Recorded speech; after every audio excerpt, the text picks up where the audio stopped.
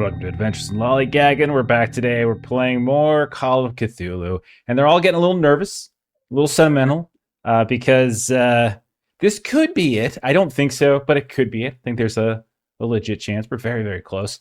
And then we were also looking back, and it turns out that we started this campaign. How many years ago, Stephen? How many years ago is it? It was 3. Oh, yeah, it was 3 years. 3 years ago. December 2023. 5th, 2023. So 3 years ago. Yes, absolutely. That's how time works. That is how time works. Certainly how time works. I mean, you don't even have to exaggerate. The fact that we started it 2 years and a month ago is in and of itself pretty crazy. It's right? wild. Yeah.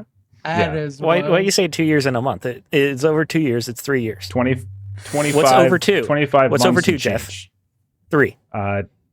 2.5, 2 1/4, 2 1/3. 2 to 12. 0 That's what fractions are 0 1. 0 We So, only yeah, deal in whole numbers. We took some breaks. We played a couple other games here and there, including yours, Stephen. We had to play Huckleberry, twice, I think, in that span? I think we did 2 Huckleberry runs in that span. I don't know what you're talking about. It probably would have I've never been made a 2 game. years if it wasn't for Stephen making us play Huckleberry. Then we probably...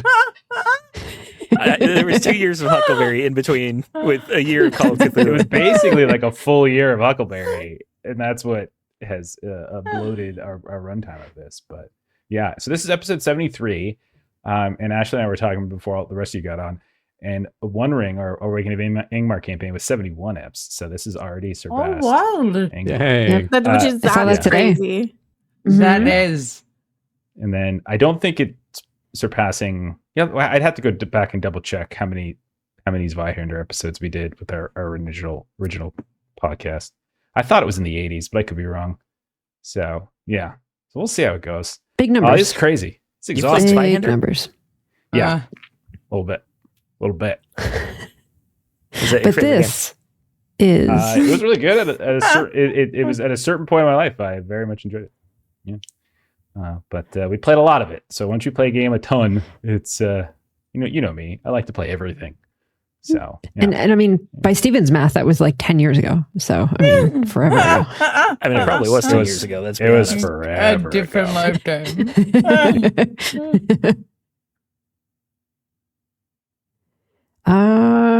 So Whoopsie! Everyone all lucked up. Sorry. Everyone do your luck Yes. rolls and everything. Yeah, I got a fat chunk. You scared me me. I was like, too. did I Same. DC? Help. Okay. Well, you're gonna need it. I've got feeling lucky. 85. You have 85 out here. 85. Holy insane. shit. You're probably Melissa gonna just need doesn't it, roll. but that's still insane. She does her best to avoid rolling so she doesn't have to spend luck. I am going to need it, I feel like. When I play Call of Cthulhu games, I just only roll things that I'm good at. And that's it. Like I have 3 other people in the party. I don't have to be good at those things. Someone else can. I'm just gonna be good at this. I mean, clearly, I'm just going to sing. That's all I'm going to do from here on out is sing and Just sing. charm whatever Charm that there liar is from to charm. beyond. Right? Okay. That's I only that's roll the just gonna- skills my previous character was good at. And you remind us Maybe. every single time. Maybe the body of the liar from beyond is a cat, and you'll have a new pet. You ever think of that? The number of times that I've listened back to the end of that episode just to be like, maybe I missed that Joy Boy found me. And every time I listen to it, it's like, no, Joy Boy did not find be me. a I cat. had to make the choice Yeah. to jump on the cruise ship. But I listened to it again today just to be like, maybe I missed it. Maybe I really did catch it. But no, Mhm. no, Joy Boy is hanging around Malta. Hopefully Joe having Boy's fun. in Malta. Yeah. He's And probably hanging around the Claire's hospital in or something. Bangkok. He's probably doing okay. Maybe somewhere. This is Marie's in, legacy. Like an epilogue scene. It You're- really is. There's the worldwide trade of nectar, and there's the worldwide trade of American cats from Marie. Crazy. So, all right. Y'all ready to get started? I am pretty stoked. I did a lot of prep this morning. There's a lot of prep. There's a lot of things. A lot of things, guys. A lot of things. I'm so ready. All right, man. Well, here we go. Been Last ready time for 3 around. years. 3 years. All comes to this. And maybe one or two more episodes after this. Okay, so last time, episode 72, we started off with Cyrus arriving and Will promptly getting his ass kicked by a librarian. So that's how episode 72 started. You all did some studying in Calcutta before leaving. So you read some books, tried to train in some spells. Then, thanks to Leela, you managed to get a route out from Calcutta out to eventually getting into Tibet. So first it was by train, then it was by truck, by mule, then by foot, all the way across India to Tibet. You did bypass the lake that you could have gone to and proceeded directly to Darshan. So, because you knew that there were all sorts of like pilgrimages and stuff that were going on in this area. It's very common, but you wanted to just kind of get it done. And so you headed to Darshan, which is the last quasi village. It's not like a real village, but it's a little outpost, and it's a few hours south of Mount Kailash's foothills. But it's not necessarily in and of itself like a permanent settlement, right? You decided to leave at night. There's a lot of discussion over this. You decided to leave at night so you can scout some summit routes. And you began climbing before dawn because you were worried about pilgrims seeing you and perhaps interfering with your attempts to climb the mountain. And no one seemed to notice you, actually. You guys did a really good job. The first day went fairly smoothly. You were able to establish camp. But then as you were kind of sitting there that night, warming up, a couple weird observations. Marie, you look like you had aged a little bit more than you would think in a day, as your hair kind of went gray here and there, and you had a couple of wrinkles. Goldie, you were feeling some internal pains here and there that weren't just fatigue, but felt like something else. And Patrick, your mouth started to, on your arm, started to manifest and stir a bit, which was the first time that Leah saw it at all. So she was pretty alarmed. And I think Goldie had probably seen it once or twice. But ultimately, you guys had kind of accepted it, and it was a little nerve-wracking. And a few times, the mountain kind of shuddered. There was like these like almost like whispers or groans or something like that coming between the crevices. And that's basically where we ended. So we are going to pick up.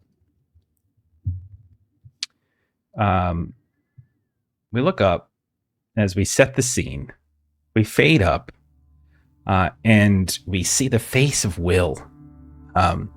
And Will, you're like maybe dozing or something. Your eyes are closed.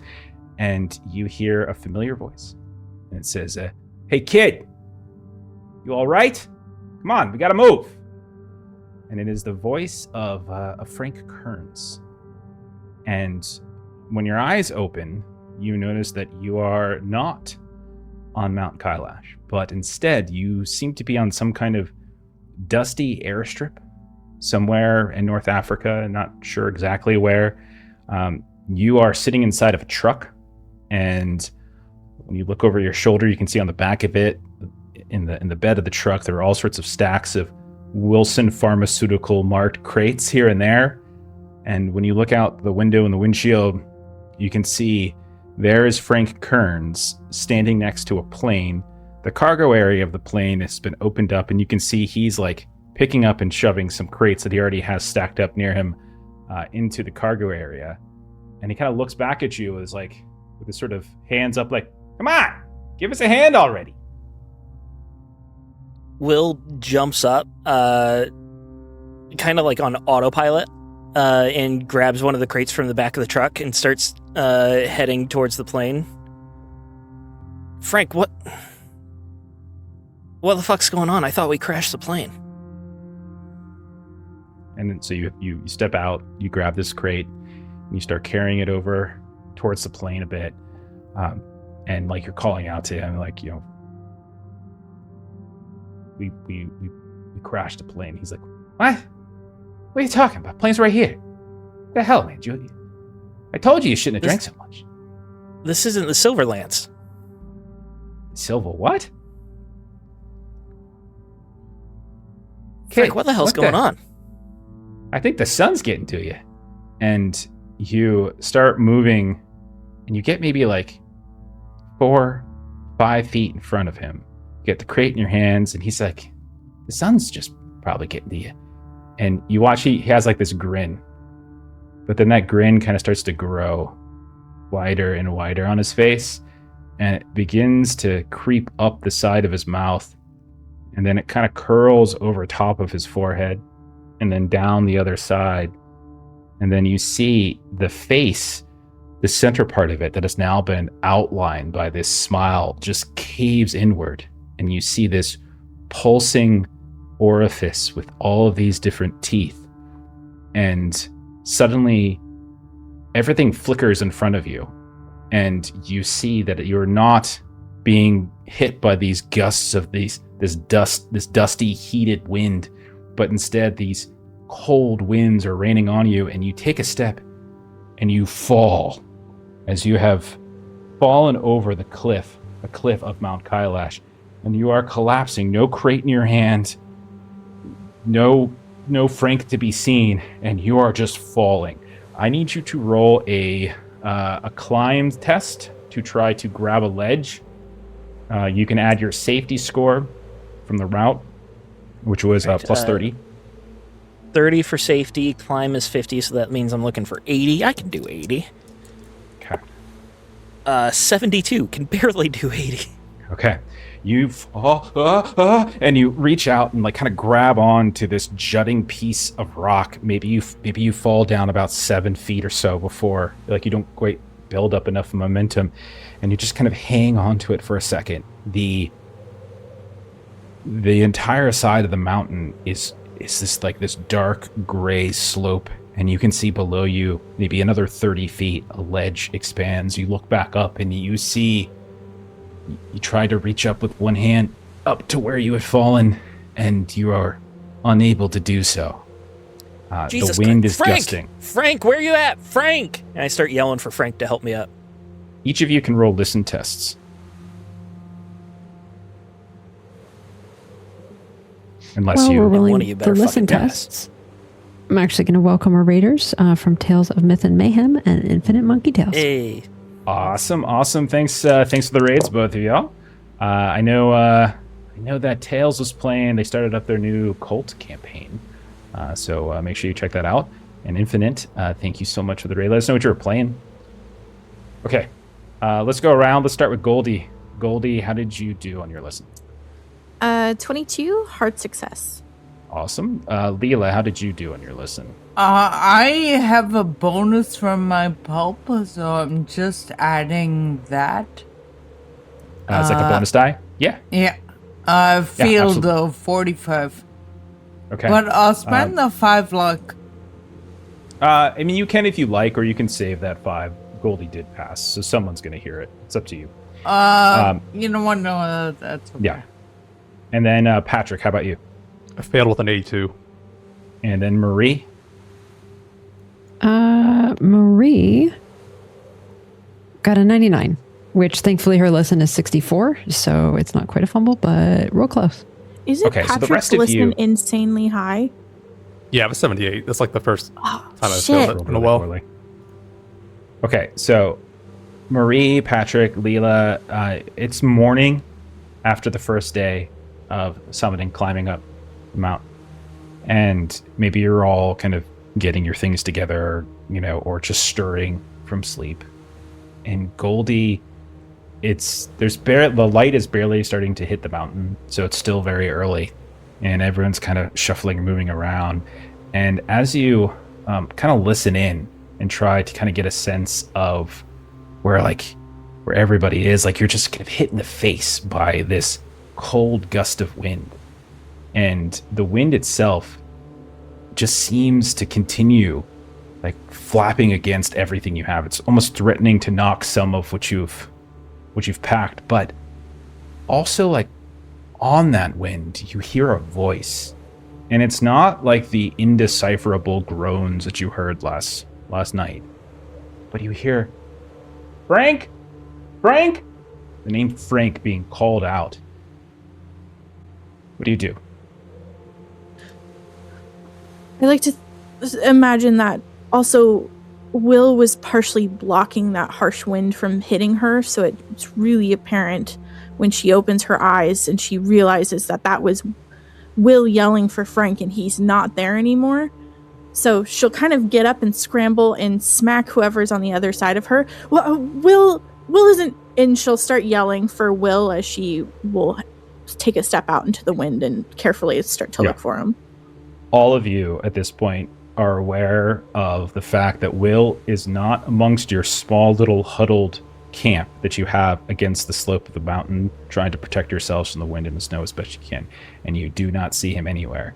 And I'll say at this point, assuming that Will, you were continuing to scream, to yell, at this yelling point, for Frank. the three of you can now start to hear it as well, like carried on the wind, the voice of Will, but calling out for Frank. Leela is instinctively moving to where she thinks the noise is coming from. Okay. So yeah, I would say because you failed, you're not entirely sure. It's kind of swirling around you, but if you'd like to roll a spot hidden, you can certainly do so. See if there's anything physical that you can observe that might give you a hint. Okay. Sorry, give me just 1 second. My computer's Go right ahead. being a little bit funny. Spot hidden is success with a 10. You the heart? notice a handful of feet away from where your camp is, near where a small ledge careens over the side. You can see there's some scuff marks to suggest like someone had stepped there. And when you inspect and kind of look over the edge, you can see maybe 8 feet or so down, 7 feet down or so.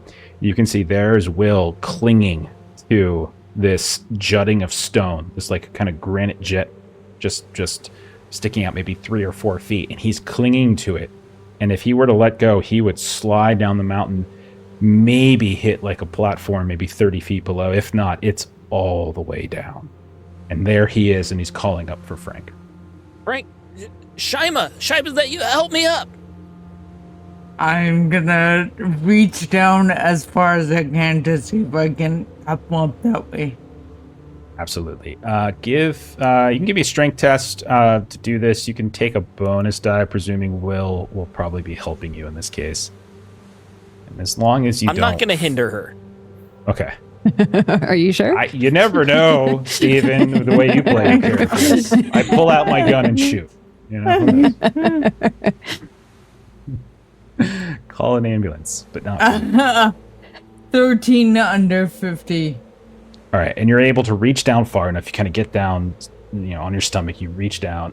You give him a hand, and Will, you're able to gingerly reach a hand up and grab her. And then as you start to pull Leela, like you can see Will eventually let go, and then between the two of you, you're able to pull Will back up onto the cliff ledge. Leela is hissing for him to shut the fuck up. Like, she doesn't know who Frank is. She doesn't care. She just needs As to soon be as you quiet. grab onto him, he stops yelling. He was yelling for help. Okay. So Good, once he good. gets like an arm and starts, getting pulled up. Oh, thank God. Leela, where the fuck is Frank and... I thought I saw Shima. Who the fuck is Frank and Shima? Shit. Never fucking mind. Are you What the okay? fuck happened? What? I was gonna ask you. What the fuck happened? I don't know. Next thing... I was asleep. Next thing I know, I'm falling off a fucking cliff. Jesus fuck. I've never Will? slept walk a day in my life. Will, are you okay? Yeah, I'm okay. I caught on to a rock down there and did it fall. Leela, you saved him. He's calling for someone named Frank and someone else named Shima? Oh, Will. No, it's not like that. Frank was calling me over. He was asking me for help. And Marie will kind of turn to when you Leela. fell? We have You- dreams like this sometimes.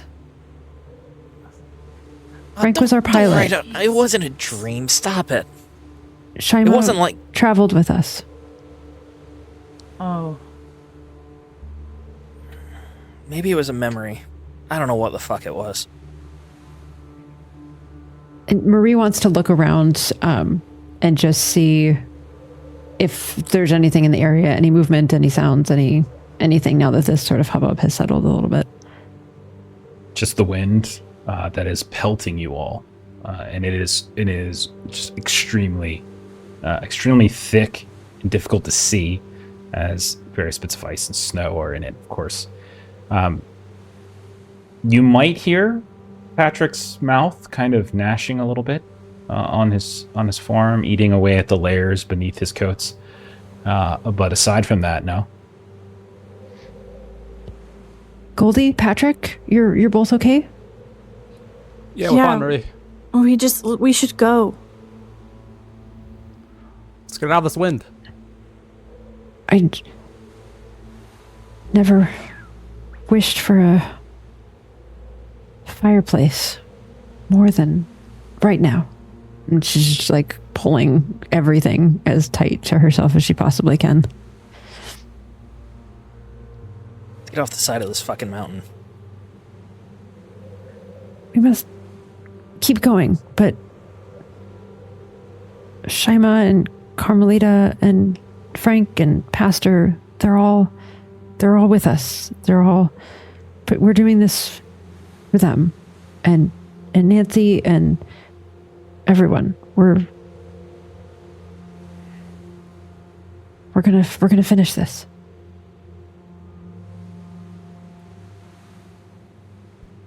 Right. I wish Bev were here too. Are we breaking camp? We ready to continue? Leela, you would know it's I think it says it's going to take about 2 days from start to finish. You've concluded one of those days. You have probably another day. It's probably going to be a shorter distance you travel, but a harder distance that you travel at this point. So is everyone breaking She's very camp? keen to leave, and that's what she says to everybody. That this is going to be harder. It's harder for people who know what they're doing. It's really bad for people who don't. Is how she frames it. All right, we're ready. Let's get going. Gonna have to be very careful. Just yeah. Okay.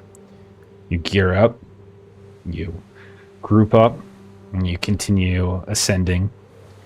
Gets, again, more difficult, steep, cold. Patrick, the air is becoming thinner and thinner. It's every breath you're taking, it's like yielding like half of the oxygen that you basically need at this point. And so your muscles are beginning to like contort at times and freeze. With the exception of one place on your body, it's the mouth along your forearm. It seems unaffected. And as you are reaching up and climbing, moving, the only warmth you feel is on that forearm.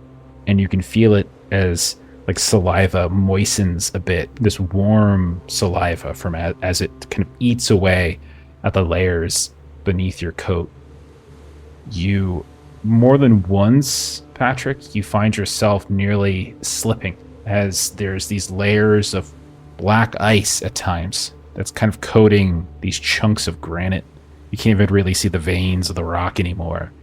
And every time you place a boot, like it's kind of a gamble, and you feel it like kind of shift and twist a little bit. I need you to roll your climb test. You can roll it with, this is for Patrick, you can roll it with your safe bonus. So your route bonus was plus 30. All right.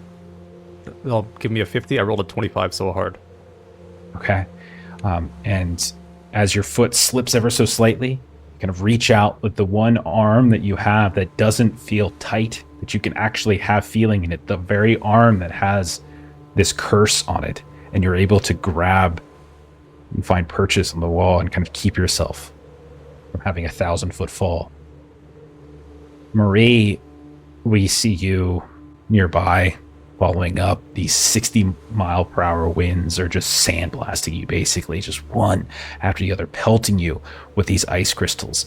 Visibility is worse today than it was yesterday, and it is very hard to see shapes of many people. Only like one person in front of you and one person behind. Everything else is this white blur that has this suffocating feel to it, where it's not just hard to see, but hard to breathe. And there's almost a moment of claustrophobia in some cases. The ice kind of mass over all of your clothes, the wool, and any place where even a speck of skin is still exposed, you have to quickly cover up. Your goggles are kind of flushed a bit, and they're almost fused against your skin here and there, and your eyes underneath of them are kind of struggling at times to blink. Marie, go ahead and give me your climb test. Again, you get that safe bonus. Okay, plus 30, so I'm rolling at 50. Yeah. 23, hard success. And you are able to kind of blink it away, keep your eyes open, keep view of Patrick in front of you, and continue to follow. Leela, as you're moving, you're at times probably expending even more energy because of checking on everybody, right? Making sure they're doing the things that they're supposed to do, especially some of those who don't have a lot of like physical experience with exploration and climbing, like looking back at Marie and Goldie and such. And at a certain point throughout the day, this like crushing like lethargy that seems almost unnatural begins to kind of settle into like your bones, your marrow, your muscles. You fight back this just irresistible desire, like you just want to sit, but you know from your experience that this is not something you should follow through with. The climbing ropes that you're using here and there to kind of connect to each other and to find extra places to sort of secure lines, they freeze into these like stiff and unyielding rods, almost like they're just pieces of ice themselves. Trying to make knots is almost impossible. Like your hands are frozen and bulky, and every time you have to refix something and move something or let a line out a little bit further, it's just 100 times harder than it should be because of this just tiredness and this coldness that takes over. I need you to roll your climb test, and again, you can add your safe route skill to it. So my climb is 60 and safe is 30, so I'm looking for a 90. You guys made a really smart decision adding safe. 94, I'll spend the luck. Okay. Oh my With gosh. the luck spend, I was like, oh, it's a 90. Of course you're going to hit it. Yeah, dude, I can't roll for shit in this game. You know that.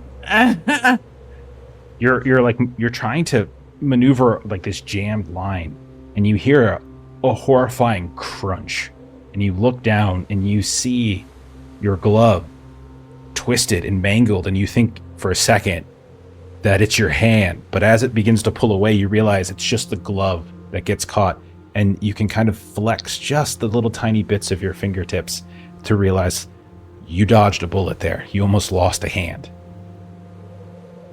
Goldie, you're moving. I don't know if Goldie has done much physical exertion in her Providence to Marseille life, but you're moving along these shattered rocks here and there that are constantly breaking away. Like every time you set a foot down on a place where you think this is supposed to be safe, it just gives way and it tumbles, and your leg almost comes with it. You look down, there's this gray abyss where this expansive mist just seems to cover all of the ground. You cannot see like the expansiveness of everywhere you've explored yesterday and the day before around Darchen. It's completely occluded now.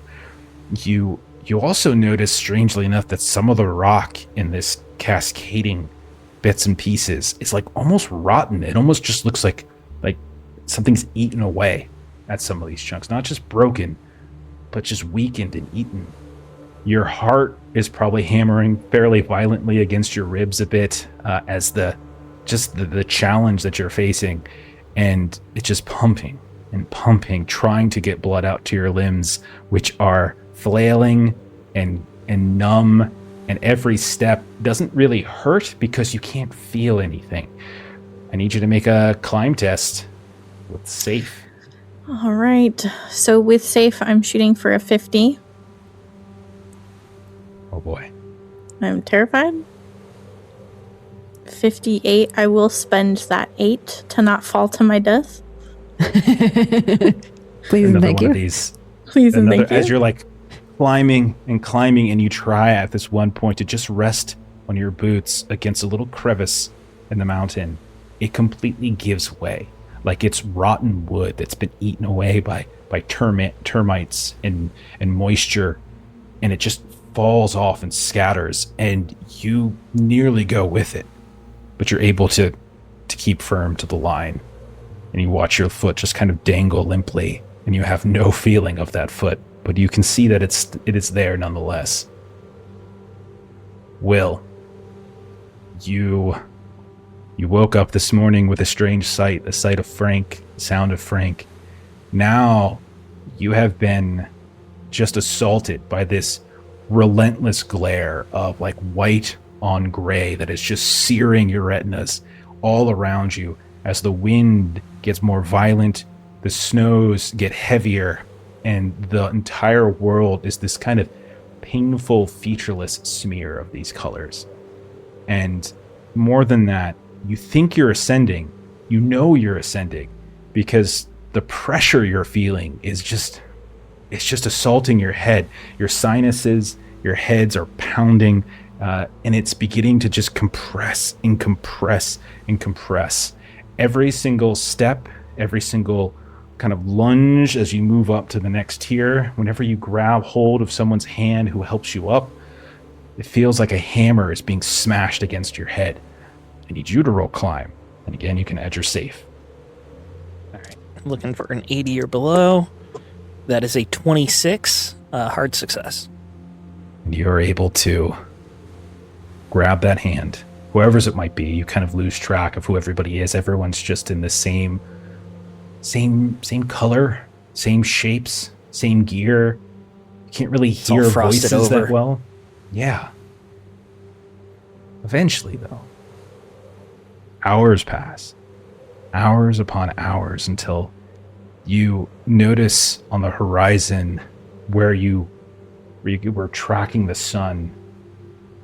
It has begun its descent down on the western horizon.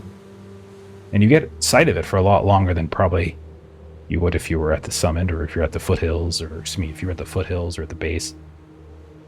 And when you all take a breath, like it hurts, it's painful, but then you realize there isn't another ledge above you.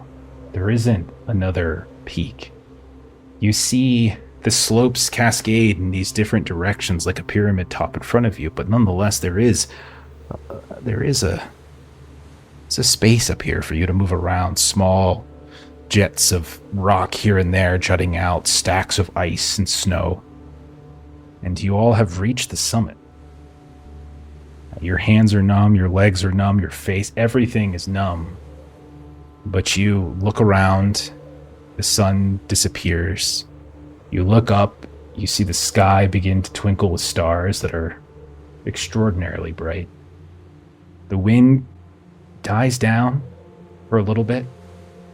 And for a moment, or at least for a few moments, you have reached the summit of Mount Kailash. We've made it. Is everyone all right? Now what? Well, you said you had to do rituals here. Standing in one place in any place on the mountain is not a really good idea. Sitting is much, much worse.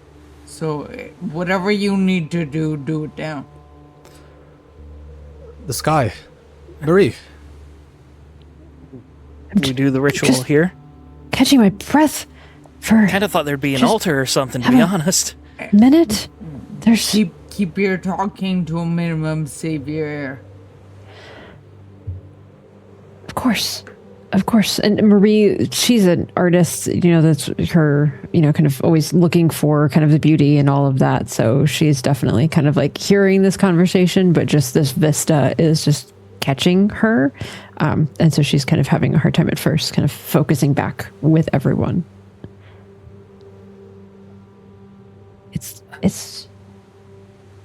We actually Who wants to do it? arrived. Oh, yeah. Sure. I would nominate. It's gonna sound weird, Patrick. You kind of have a connection already. Maybe you should be the one to do the it. sky first. I do have to do that one We first. learned that spell. I didn't read that book. I do. You do look around for a crevice. And again, think of this place as like kind of the top of a pyramid, but with these little swaths of rock and ice. It's hard to tell sometimes whether these little platforms that go out over the side of the edge of the mountain are rock or ice or snow. Like how safe they are, hard to say. But you kind of look around as best you can. There's no sign of any kind of crevice. And you have been, from all your research, from everything you've seen, from the places that you've gone, from your discussions with Montgomery Donovan, the various documents that you've collected from this cult, the body of the liar from beyond, or the thing with 1,000 mouths, is inside the mountain.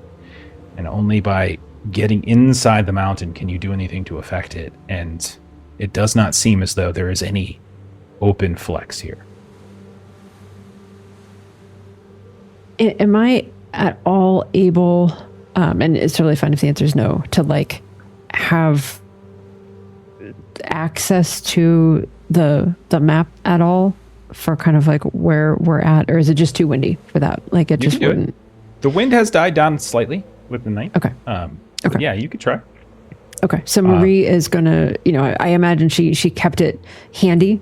Some things are, kind of in her bags a little deeper, but she kind of kept that handy. And so she's trying to, Patrick, turn around. And she sort of does the, kind of spreading a map out across someone's back kind of a thing, kind of against the wind. And so she's going to kind of unfold the map and kind of see where we are and kind of get a sense of where we may need to position ourselves. So let's talk about a few things. So there's a few different documents you could be looking at. So if you found a map, like if it's the map you're looking at, there's no information on the actual topographical map of anything that would be of use up here, because no one's ever summited it.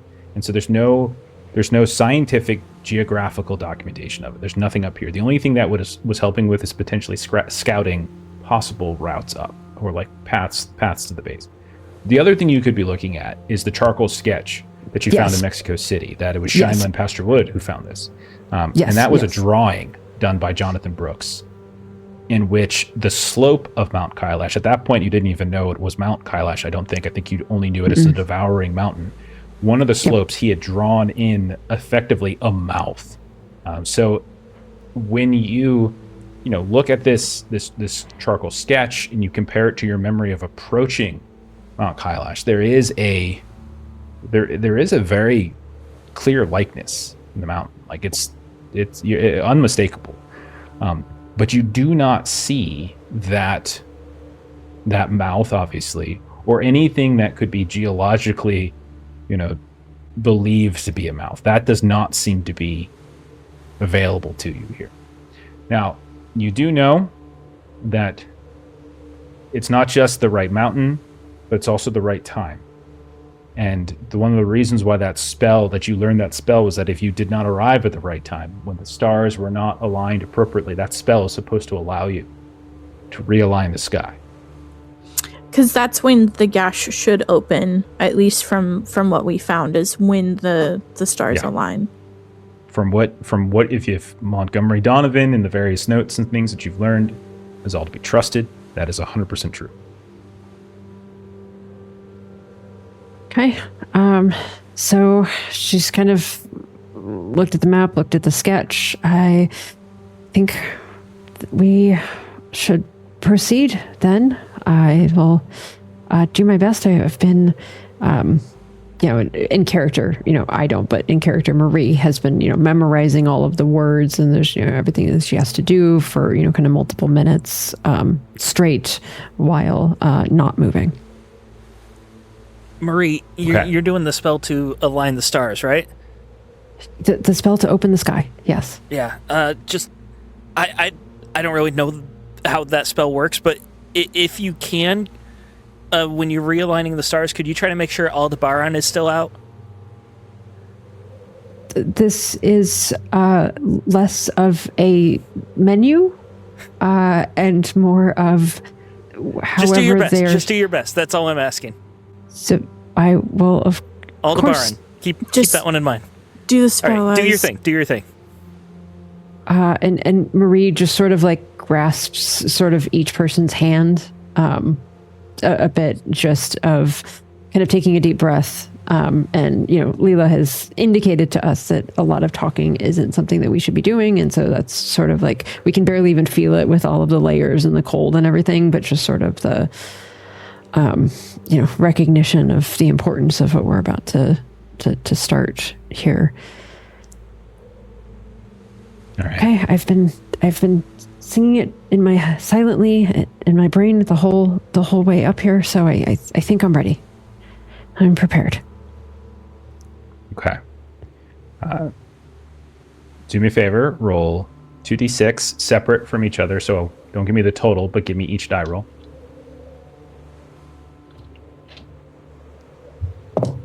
And while she's doing that, are the rest of you doing anything in particular? Like, are you searching, packing, like looking around? Like, is there anything that you want to say that you're doing while she's attempting this ritual? Yeah, Leela is in full survivor mode at this point and is just kind of keeping, like, Overwatch for them, basically. Yeah. Let me ask you a question. Like, in Leela's mind right now, you got them up the mountain, a mountain that you know better than all of them is not to be climbed. What's going through Leela's mind that you were actually up here, that you did make it up here, and now some crazy American lady is about to cast a spell? Like, how is this sitting with Leela? She doesn't actually think the spell is going to work. It's just like, they just need to do what they need to do, and then we can go. I'm just here for them to call it a day. Okay. She doesn't actually think anything's gonna happen. Okay. Goldie or Patrick or Will, are the three of you specifically looking to call out something you're doing as Marie begins this ritual? Goldie's Go ahead. Goldie's just helping set up, like preparing for the next ritual that has to be done. Okay. As well as like she has put like basic like assault protection like ring kind of around Marie, because she does have to remain like unattended. So she's doing just like her best of like to set up and prepare. Do you think Goldie has the snake?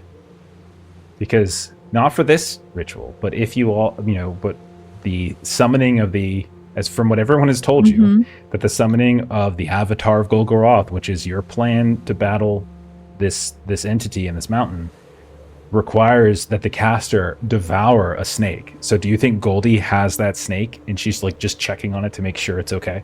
Yeah, like she has it like tied up kind of in like a sort of bag or something. You pull it out and the snake, like a leash and collar.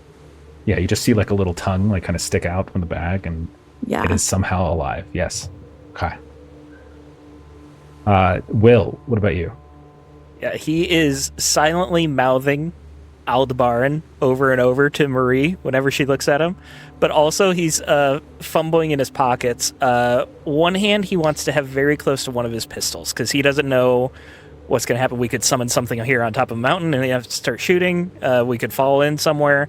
Basically, he definitely thinks some sort of environmental shift will happen, and he wants to be able to shoot at whatever does happen.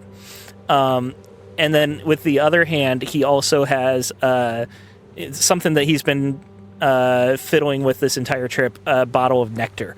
and he's just got his thumb like pressed against like the cork or the cap or whatever, and just ready to like pop that off and down it if he needs to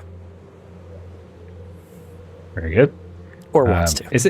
Is it Aldebaran or is it Aldebaran? He doesn't know. He read it. I don't know. If you know, say something in the chat. I think it was Aldebaran. Okay. Patrick, anything in particular you want to call out that Patrick is doing? Yeah, I'd be taking a look around the summit to see what's up here, see what's in our surroundings. Okay. You can give me a spot hidden or geology if you have geology. Don't think I have geology, so I'll do spot hidden. It would be a science subset, so probably not. Oh, I rolled a 91. That doesn't fail. Okay. Yeah, you look around and there's a lot. There's various buildups of sediment, ice, snow, rock here and there, but there is a remarkably smooth slope kind of going out in different directions from the summit. There are places to stand. There are places to sit. There's places to make camp if that is what you so choose. But at the same time, you're so high up, it's like breathing is very difficult.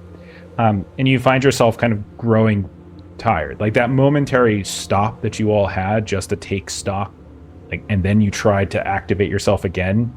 Like that kind of has created this moment, and you're sluggishly moving about, but don't notice anything of much significance. All right, Marie, what was the first D6? 1. Okay, lose 1 sanity. Okay. I just figured let's do the bookkeeping before we get into the description. What was the second D6? 3.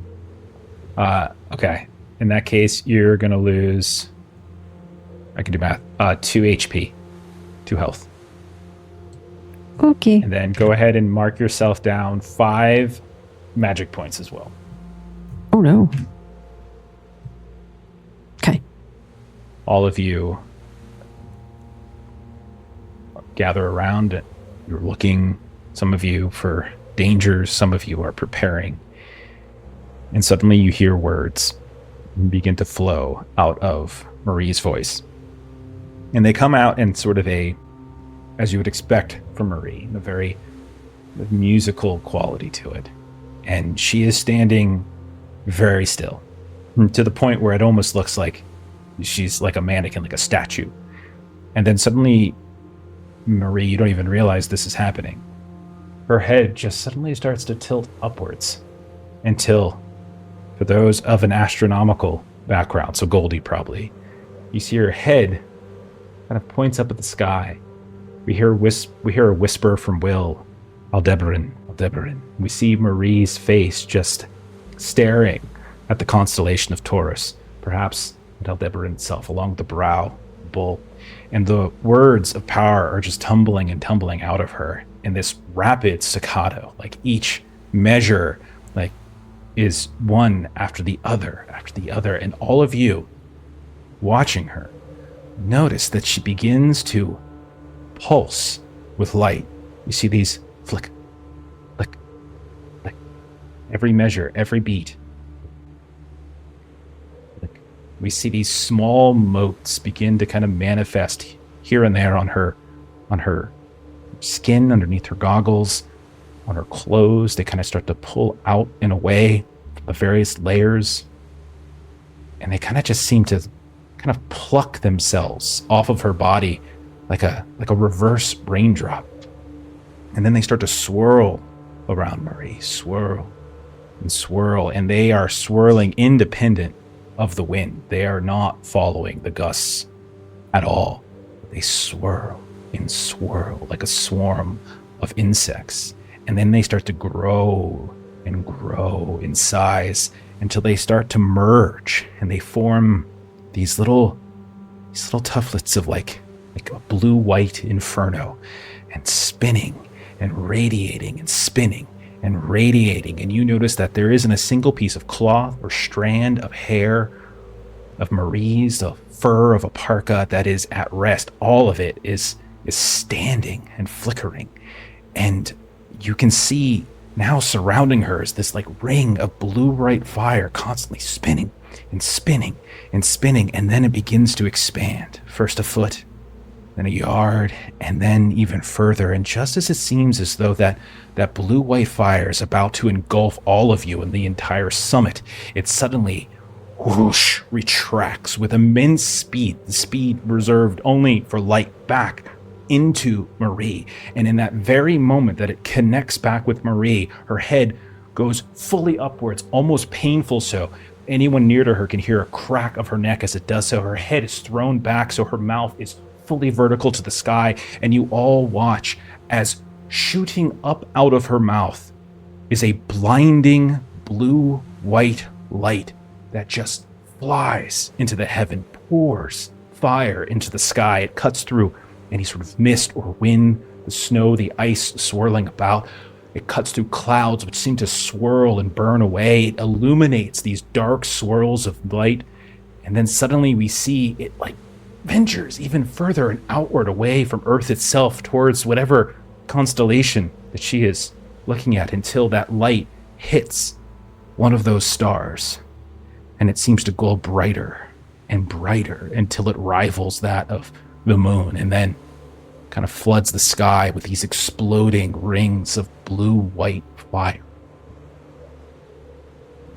And then as that fire starts to fade, the stars, as you look at them, shift and slide at speeds they should not be doing so, rearranging and contorting themselves in a pattern that they weren't moments before, and they probably won't be for weeks. And as it does so, as the sky shifts and then eventually slows until you see every one of those dots in a different position,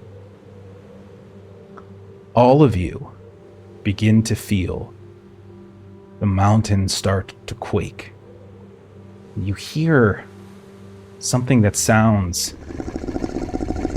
Is it a growl? Is it a crack? Is it something breaking away?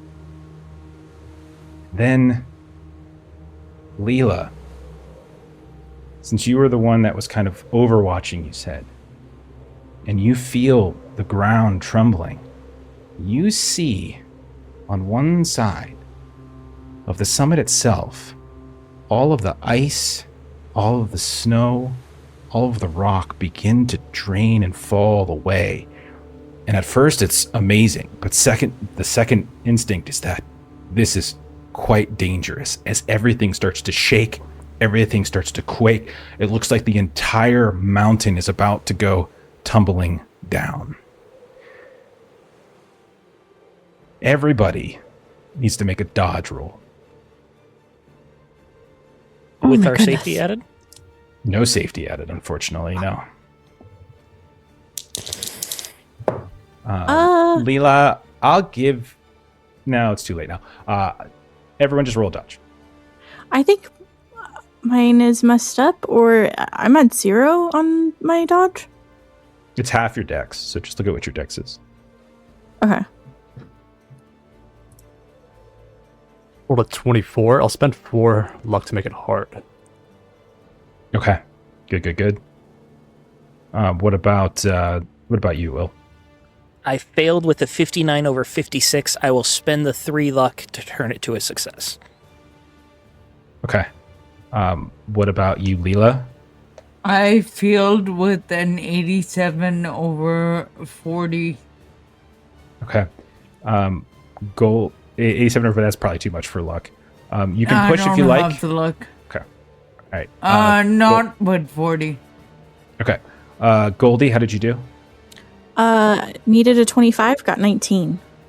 Okay. And then Nice. Marie, your head comes down. You have no full understanding of what they saw, but you felt your head move. You felt a warmth. You haven't been that warm in days and weeks, really, honestly. And you feel the cold come back to you now.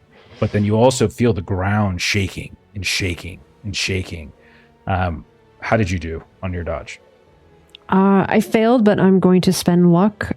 So I rolled a 37. I'm going to spend luck down to 17 to make it a hard success. Okay.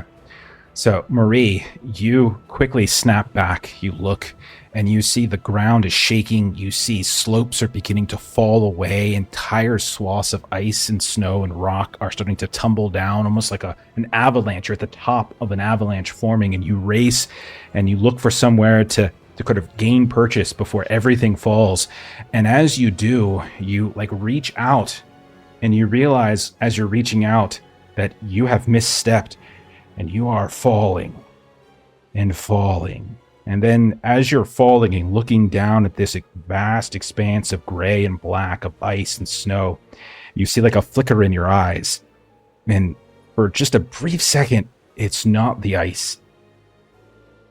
It's a stony road. It's cobblestone.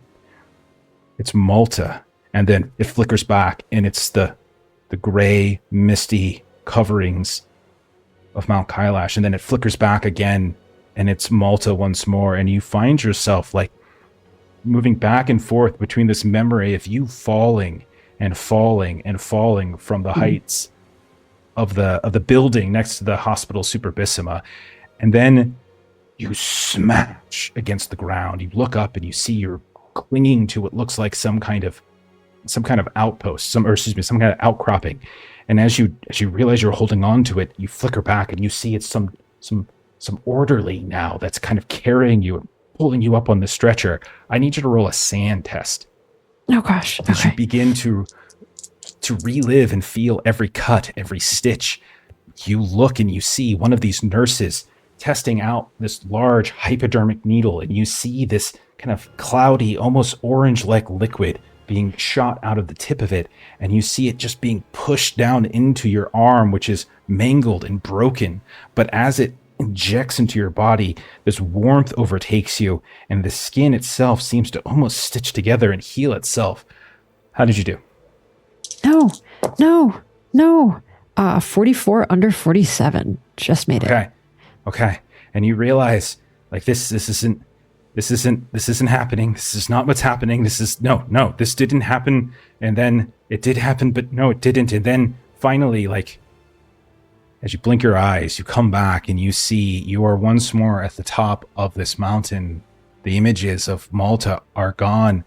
You feel a pain in your arm, though, from where the needle entered in. And you feel a warmth overtake you as you realize during your surgery, they injected you, just perhaps, maybe, with whatever it is that they had in those vials. Patrick, you were moving about.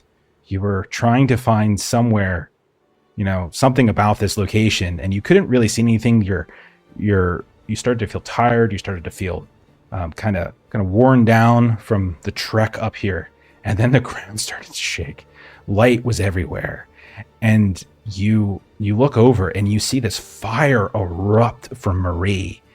And as you look at her, you see that it's not Marie standing there, but you see Sirikon.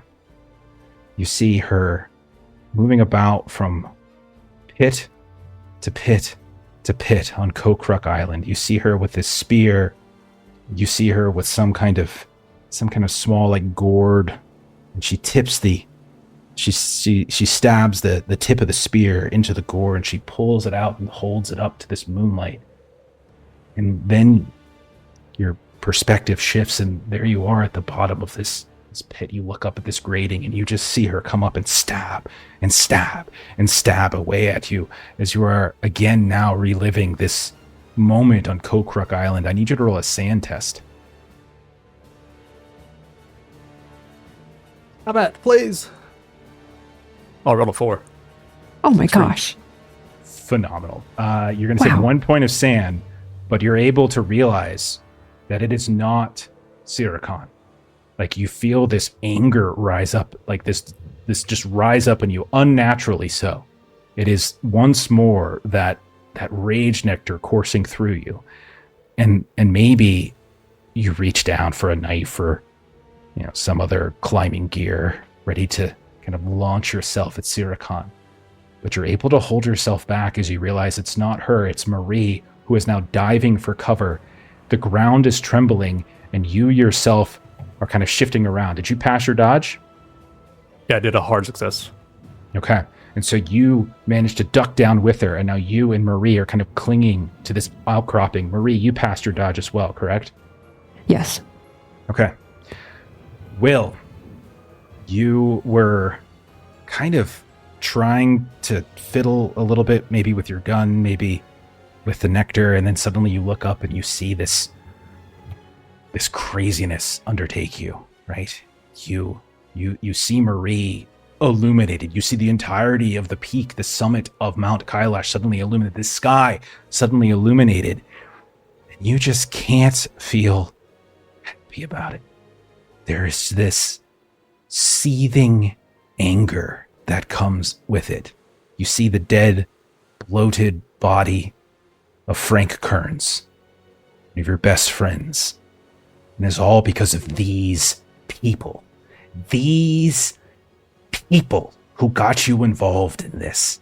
And a foam begins to form in your mouth. I need you to roll a sand test. All right, my sand is 30. That's an 18. Not as good as Patrick's, but it's a pass. Okay. You also take a point of sand loss. 1 point of sand loss, but you get this weird little glimpse of maybe an alleyway somewhere in Calcutta, or maybe it was a street, maybe it was the hotel, and you like flex your hand. You're not sure if it was Cyrus, you're not sure if it's not. Somewhere there's this suppressed memory of a violent thing that you have done, but you are able to keep it suppressed, and you're able to lock into the fact that the top of this mountain is shaking, and there are not that many places to find cover. Did you hit your dodge roll? I did, yes. I had to spend luck to pass, but I did. No problem. You're able to look around, and you see as like the snow disappears from one side of the summit, it reveals this dark gray rock, but almost like a tiny little crack in it. Not a full crevice, not the giant flexing opening that you're expecting, but you're able to race and kind of throw yourself down in this depression and grab on. Goldie, Leela, the two of you are relatively new to what is happening. You have not had the chance to partake in nectar. Your exposure to the craziness of this journey has limited. But as the two of you are kind of dodging around looking for cover, you just hear growl after growl. It is not the ground, like the ground is shaking, but it's calling out. It's like the mountain itself is alive. You see seeping up between these small cracks in the ice and then the earth, you see this kind of fatty, almost kind of viscous liquid begin to just pulse up and like a blob slowly move in your direction. I need both of you to make sand tests.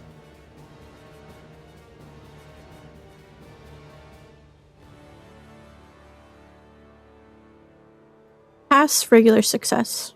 You take 1 point of sanity loss as you're able to like kind of blink this away. Like you realize that whatever's like kind of seeping up from the ground, it's not there. It's not there. But the growl doesn't go away. The shaking doesn't go away. This foul, mossy smell seems to permeate. Every time you are hit by a gust of wind, you are also hit by ice, and then the smell that hits you just as hard. So take a point of sand. Leela, how did you do? I also passed with the regular.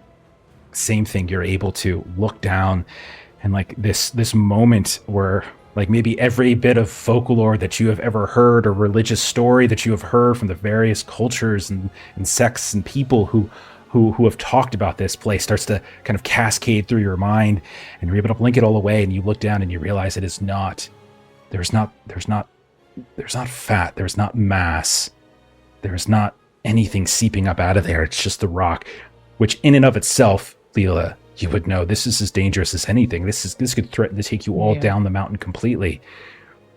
You take a point of sand though, as you realize when you look over your shoulder, you see that on the southern slope of the mountain, it's as if the mountain itself has opened up, like a jaw has suddenly wrenched free, and there's now this massive crevice. Who here failed their dodge roll? I did. Anybody? I did. Leela did? Yeah.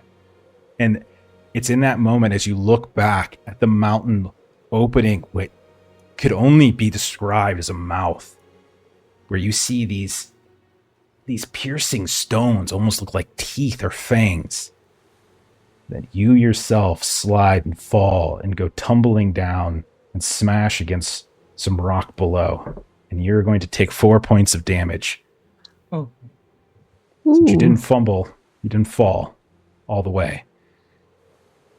All of you are scattered about, some on the uppermost level clinging, others finding other places to hide along the way, the ground continuing to shake until finally it stops. The shaking stops. Those of you who can see the southern slope of the mountain, you peek up, you see there is a massive crevice that has opened up. Marie, the warmth that was in you from the spell has faded. You look up, you see Patrick, these wild eyes settle.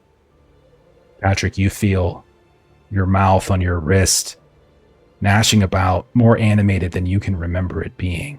Like it's excited suddenly. And then a few feet from you, Will, you're able to push yourself up, dust yourself off of snow. Nice, you look over, you see Marie, you see Patrick. You don't see Leela, you don't see Goldie. But then moments later, Goldie sticks her head up from behind this outcropping of rock. And the four of you look around and your scout is missing. Patrick, we've done it. It You did it, worked. Maitreyi. The mountain's open. You're okay. You're here. Will? Yeah, Is he- I'm good. Leela? Goldie? I'm Leela. here. Leela? Leela, you hear your voice being called from maybe 15 feet above you, up a slope. An inverse of what happened this morning. You hear Will's voice calling out for you. You hear a very faint callback. I fell. I'm down here. Are you hurt? I stepped wrong. I must have stepped wrong. Come help me up. Yeah, let me just figure out how to get down there. I start, looking for a way to climb down. And you can, because she is standing right at the lip of the crevice. Right on the edge. Like the side of where the mouth would be, where the top and the bottom lip come together. That is where she would be standing.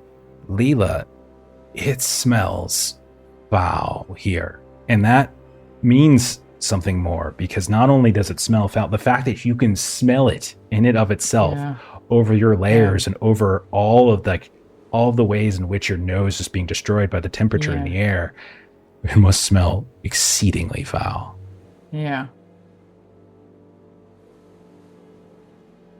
What do you all do? Let's all get down there.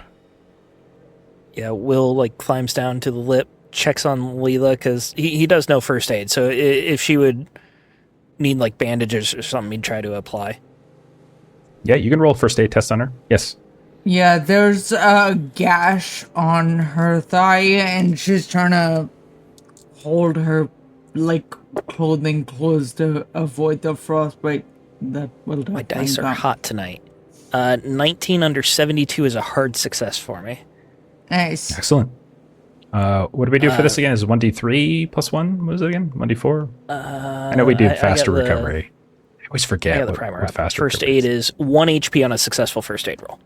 Oh, okay. Yeah. Even with our First faster aid recovery. That's from the is plus primer, so it 1d4. might be out of dated. Yeah, Okay. we use faster out of recovery. So The note. You got to read down to the note. yeah, it would be a d4. Plus 1d4. Oh, One okay, plus okay. 1d4. It's like in Magic the Gathering when you only read the first half and then the second half completely changes the rule. Or a Pathfinder spell, where you Or read Pathfinder, 3 pages and then you don't read the last line. So that's 2 points for you, Leela.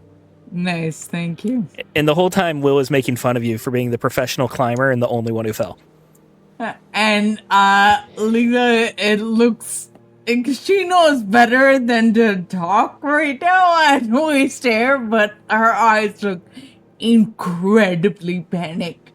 Because the entire time she's been waiting for you, she's been thinking, this can't be happening, this can't be happening, this isn't happening, this isn't happening, and no, I just stepped wrong, the man is opening, it's not a mouth, this can't be happening. So she's like manic, but her survival instincts have taken over for her to know to not waste air. Being mouthy, back at you, Will. Will doesn't know better. He continues making fun. I feel like that's just a good tagline. Will doesn't know better. Okay. This is a I serious tease. moment, Melissa. We're not making jokes right now. I tease. Will is literally making fun. Is everybody down by the opened crevice now? Yeah, well, I'd like to slide down. Yeah, agreed. Yeah, no roll necessary. You guys can get down there. Patrick, Marie, Will. I mean, everyone sees this. Everyone smells this. That there is this billowing pillar of gas fumes coming up from this that smells like this foul, putrid moss. Will, Marie, and Patrick, you know the smell. This is the smell of nectar. Leela, Goldie, you might have read a note or something here or there, but you've never personally experienced it probably. So in and of itself, like this is wretched, and it's managing to pierce through your layers in the cold and all of that. But and you can even see it somewhat as it comes wafting up as you're standing at the edge. And it is a dark, deep crevice. You cannot see the bottom of it. But you do know that if everything that you have learned is true, that the body of the liar from beyond is somewhere down that crevice. There's no turning back now. We're ready to head down. We must. Should we get closer before we initiate the next ritual? If someone would like to roll an occult test, you certainly could. I would like to. Yeah, I would like to try it. Yeah, absolutely. I got 14. Nothing. I'll actually to try. give Will a bonus die on this because you were one of the people that Golgoroth implanted the ritual in. Goldie, you Another have to roll bonus die flat, also sorry. because you love me. No. Eh. I do love you, buddy, but I'm not getting a bonus die for that. Wait. Call Cthulhu 000 is 100, or it's good. Is it good or bad? It's bad. It's bad. Okay, well with the bonus die, it's just a 60. But I almost made it. So you failed. How did you do, Gold? Hard success. Hell yes. Now, you yourself don't necessarily have all the intricacies of the ritual implanted with perfect memory, but you've had it explained to you by the people that you've been traveling with. And it, as far as you understand it, there are a few key components of it, some of which you've brought with you. But you do know that if this spell, this call to a god, is going to work, well, you need to actually bind that summoned avatar to something, to like a target. And that can come in, there's two ways to do this. And unfortunately, there's really only one way for you all. So the two ways was to have a piece of the pyramid from Chichen Shoshul make contact with the avatar, which unfortunately you guys did not bring with you. And the one piece that you were given, you gave away. Or the caster, the one enacting the ritual, must make physical contact with the body of the liar so as to bind the avatar of Golgoroth to them, which means that you cannot enact the ritual from up here. You do, in fact, have to descend. Goldie, can we do this now, or must we continue? And she explains exactly what Jeff had just advised of how if we had an item, like a piece of the pyramid, that would have worked. But we don't have that. So whoever is casting must make contact with the body. Well, we're not going to just loot stuff from pyramids and carry it across the world with us. Who would have thought about that? Did you not donate that in Dr. Key's honor back in Merida? It belonged in Merida. That's where it came from, so it should have stayed there. Besides, we're just going to have to do this the hard way. We don't have it. So who is casting the spell? Will kind of give side-eye to Patrick. It's alright. I can do it. All of you can contribute. So I'll just tell you this, both Jeff explaining to you all, but also Goldie kind of explaining to you all when it comes to like the notion of rituals.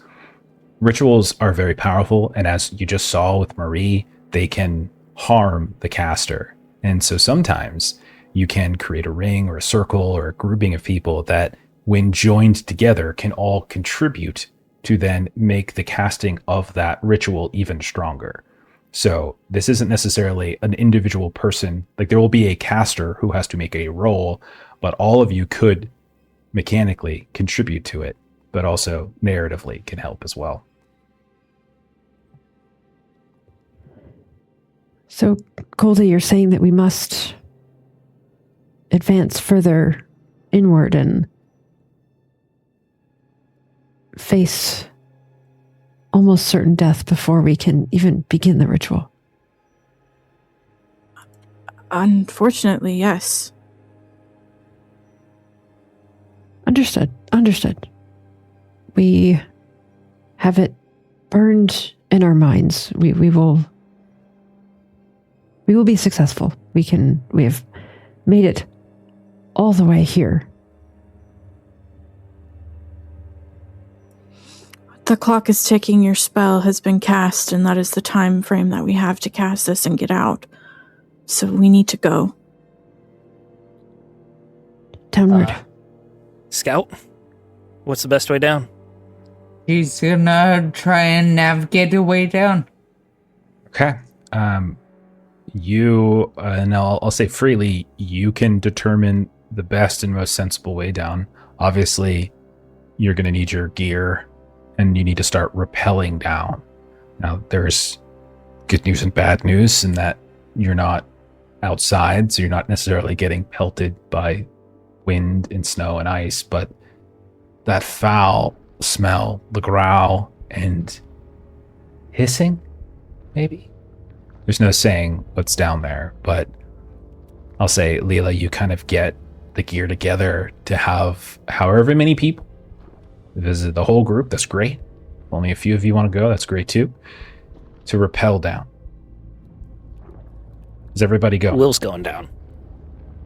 I'm also going down. Okay. Absolutely going down. All right. I came here to cast a spell or assist in it. All right. Will also came here to cast a spell, but I don't think it's the same one.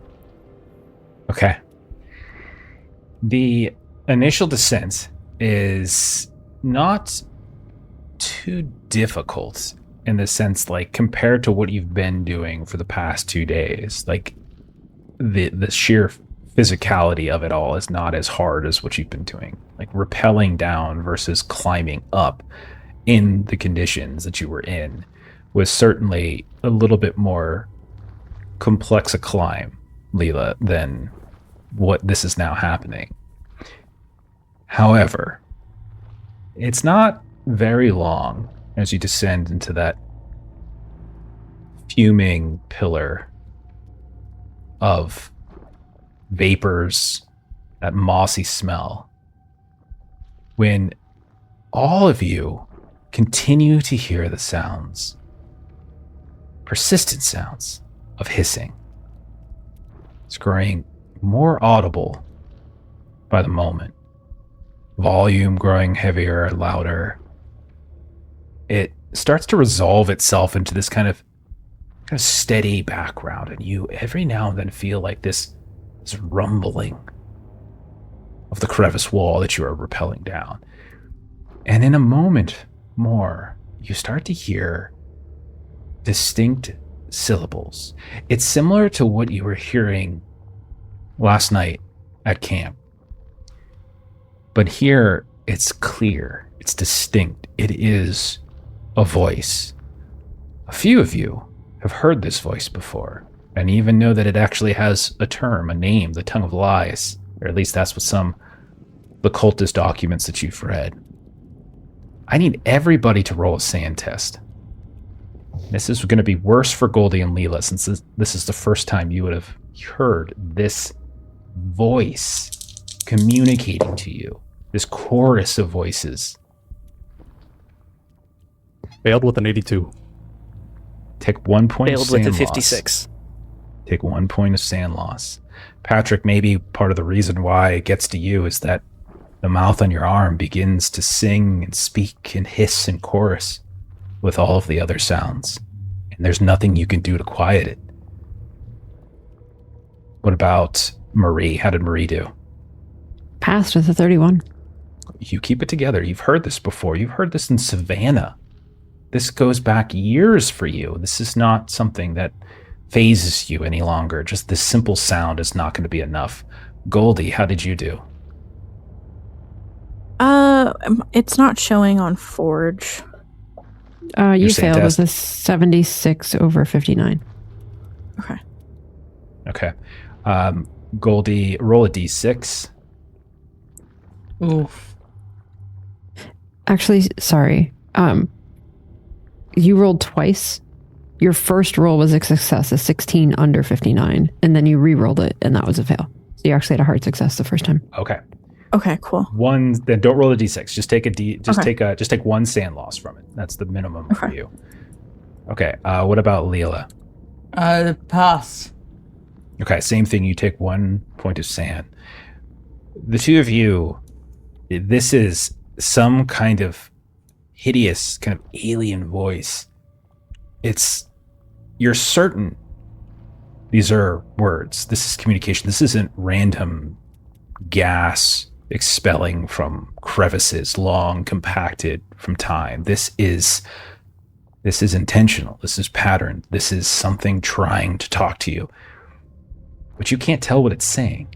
So other than just the unsettling, skin-crawling feel of it, and the occasional like presence of like wind, almost like something's whispering in your ear, you manage to keep it together. Let's see. Who do we think is leading the way? Do we think it's Leela? Oh, Since it's she is your definitely scout? Leela. Yeah. Yeah. Leela, for sure. give me a climb test, and you all, just so you know, there is a decaying climb bonus. You can start with a plus 30, but each additional climb test, each successive climb test you take, it reduces by 10% until it's down to 0. So just so you all know that. Okay. Okay. I'm at 60 on my climb, so plus 30 is 90. Do we have to take the 30? If you want to fail, you can fail. Yeah. 88 under 90. We would Okay, like 88 to under use it, 90. please. Okay. Go ahead and give me a spot hidden test, Leela. The whispering is getting louder. Oh, joke. You look around for source of it. It's becoming more and more difficult to find it.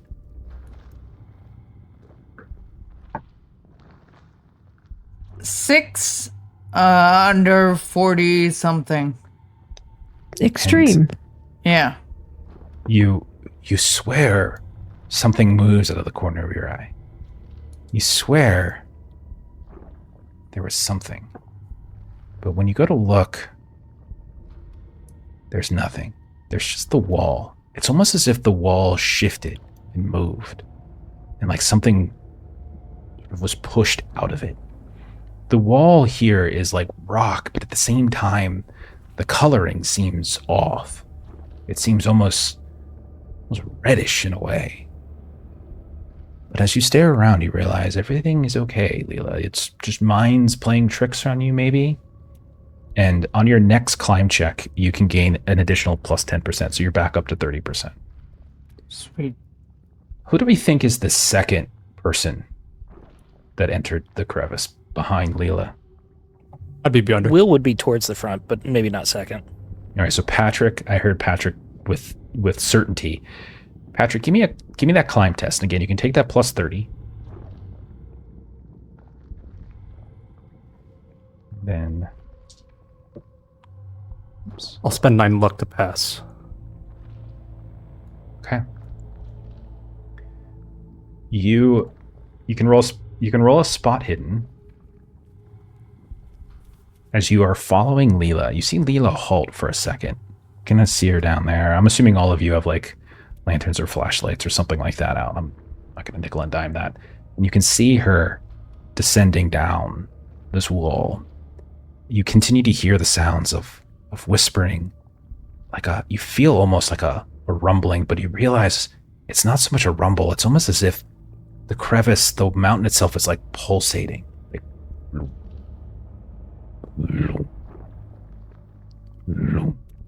How'd you do on your spot hidden? Regular success. You suddenly hear a voice coming from right above you, like on the wall. You hear, Patrick? Patrick, I need help. Patrick, there's a man. Very scary man. He came to my parents' home. Patrick! And you realize it's the voice of Anna. And when you look up, you notice it's not Anna's mouth or Anna's face, but one of these minor mouths that has manifested the side of this crevice and a jutting of rock. And the mouth, the lips look very much like your old fiancé's. The very lips that had things gone a different way, you might have been able to kiss the bride one day. The lips look exactly like her. And the mouth moves. Patrick, I'm scared. Patrick, please. Patrick. Roll a sand test. I have 45 sand. I rolled 94. That is not good. Take a point of sand loss, and then you can roll luck or dodge. Because as it's Patrick, and you momentarily just pause from that sand loss. And as you do, the mouth grins, and you see it's not Anna's teeth that emerge behind the lips, but rather these sharpened fangs as it lunges out at you to try to bite you. You can choose luck or dodge. Either one is fine. I went with luck. I got an 11 regular. Okay.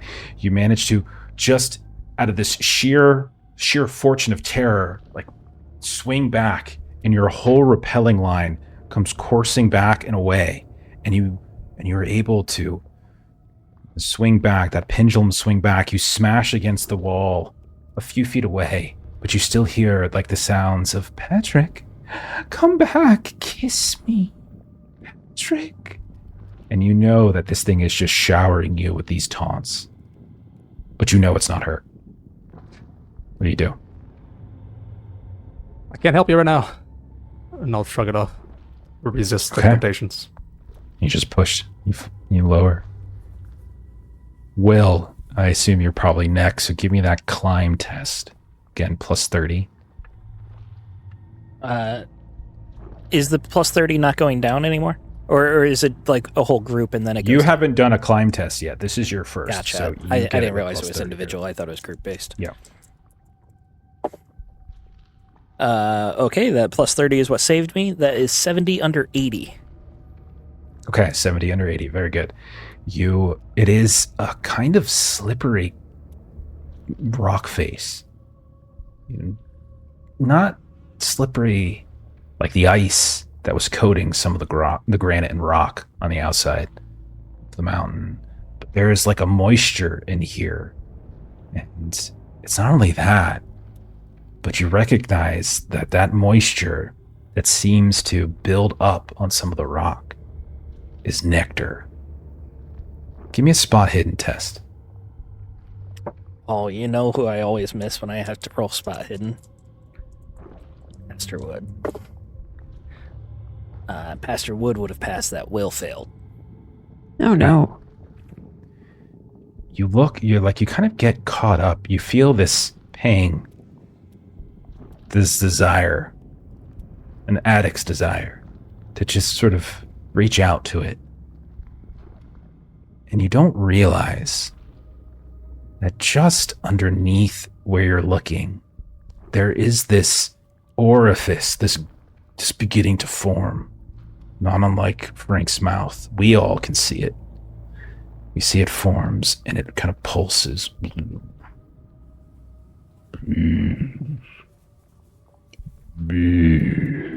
Like this flexing mass. And then it ruptures and explodes, and this plume of nectar just encompasses Will. Those of you above look down and you can't even see Will anymore. He is completely and utterly coated and covered as this fog of nectar begins to sort of swim around him. Your mouth, Will, is filled. Your nose, your skin starts to tingle. You feel these sort of pricking spots all over. This anger begins to seethe through you. You're going to take... You lose 1 point of sanity, and you are essentially on a nectar high right now. And the nectar that you are most familiar with is this anger, this rage. As the rest of you who are above him can look down and you see that cloud begin to disperse, it's now coating him.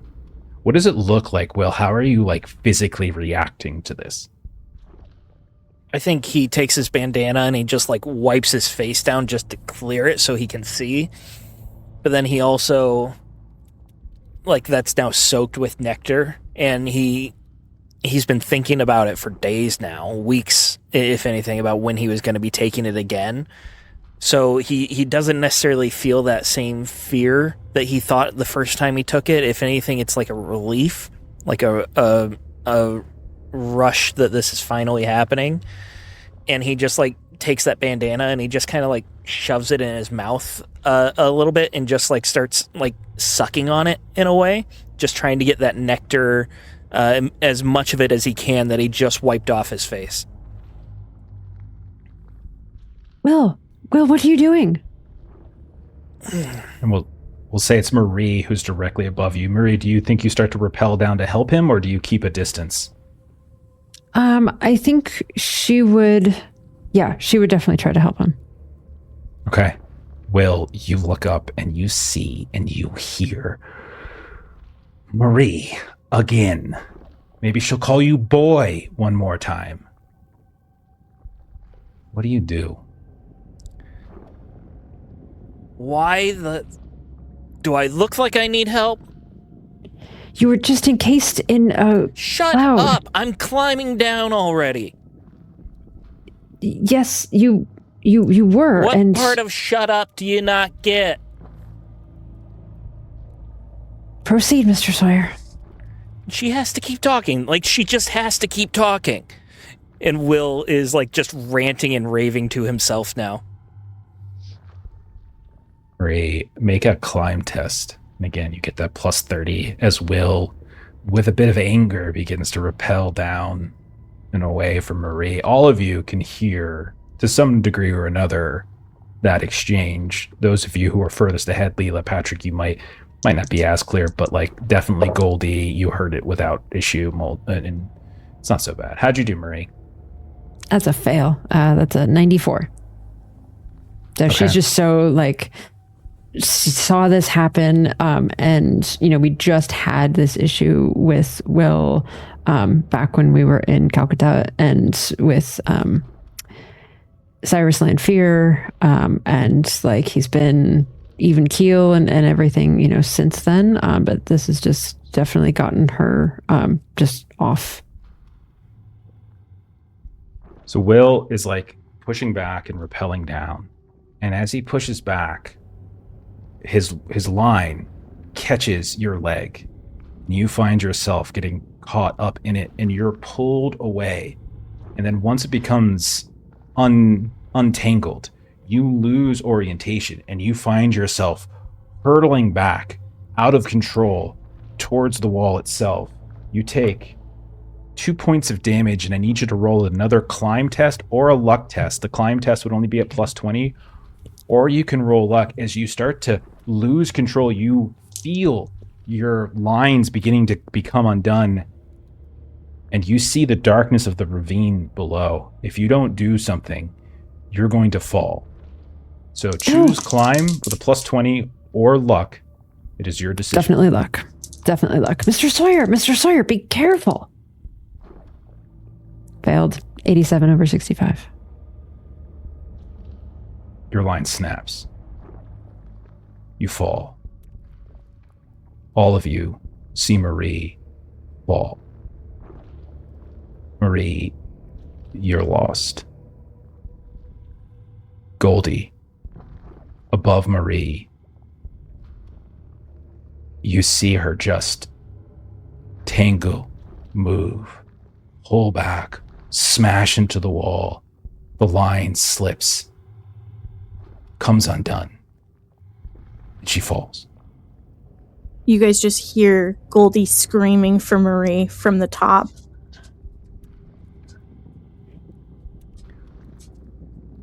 Let's see, 1, 2. Leela and Patrick.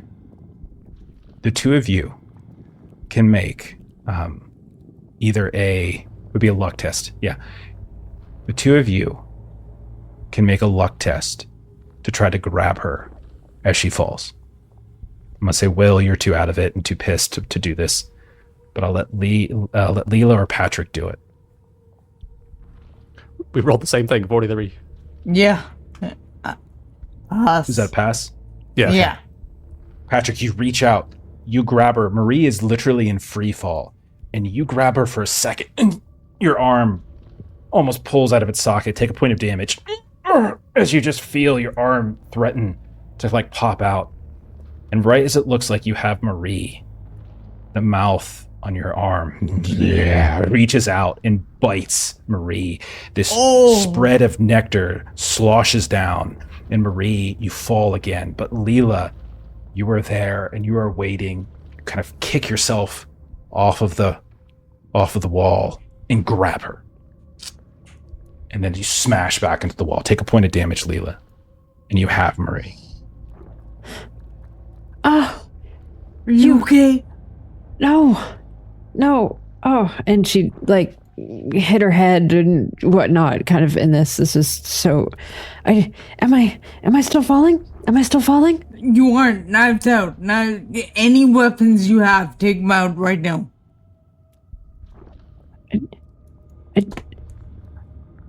I got you a knife. Do you have a gun? Whatever you have. Yes. 1 second. I don't think I do. You could have gotten whatever you wanted. It doesn't matter. Gun, Okay. knife, doesn't matter. Yes. I've got to. Let me get my feet. Let me get my feet. Oh.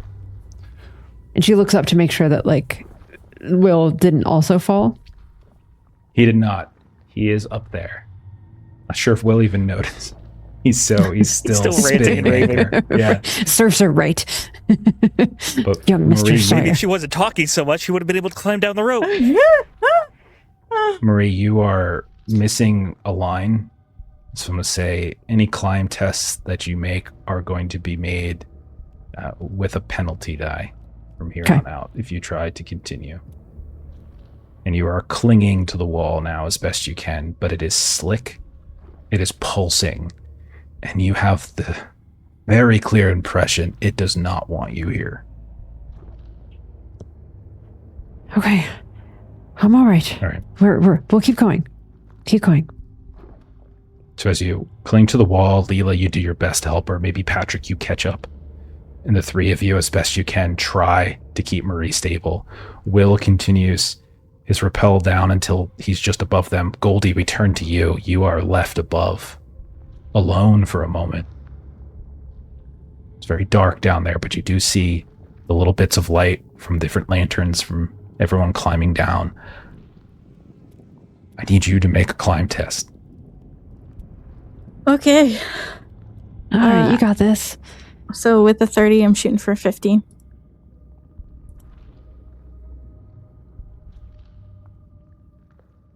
Uh, 26. So it's a pass. Heck yeah. Okay. You take a deep breath, maybe a gulp, and you begin sort of rappelling down. It's very dark up here. You are suddenly isolated a little bit further from the group than you had hoped. You start to get these sort of strange feelings beginning to course through your limbs, this numbness, this tingling, this nervousness. I need to roll spot hidden. Okay.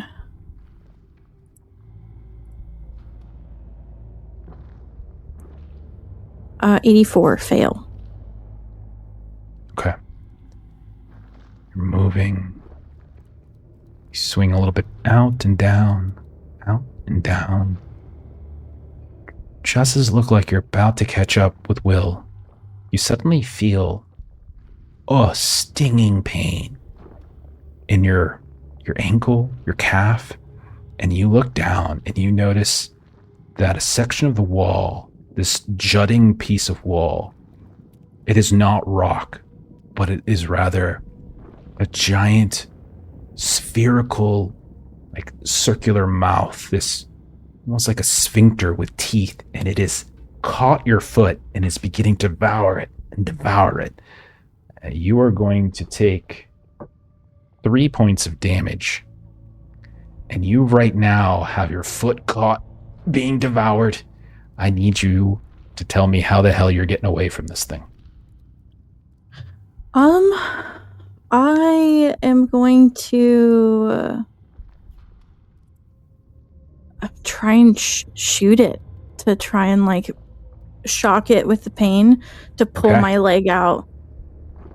You quickly reach in and you pull out your gun and go for it. Take a shot. Okay. Handgun.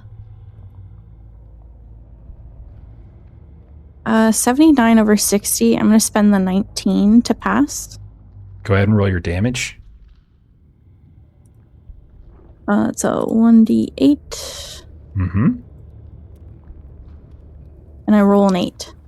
And Nice. It explodes. You just aim at where that sphincter connects to the wall and you just fire and you just see it explodes onto you, your leg, a little piece on your face, on the wall itself. It's just to rain down. Those of you below maybe get hit by a little fragment or two. Goldie, I also need you to roll a sand test at the sight of this thing that's devouring you. Yep. 48 success. Okay, take 1 point of sand loss, minimum. Okay. But you are, in fact, able to continue to progress downward until you basically catch up with where Will is.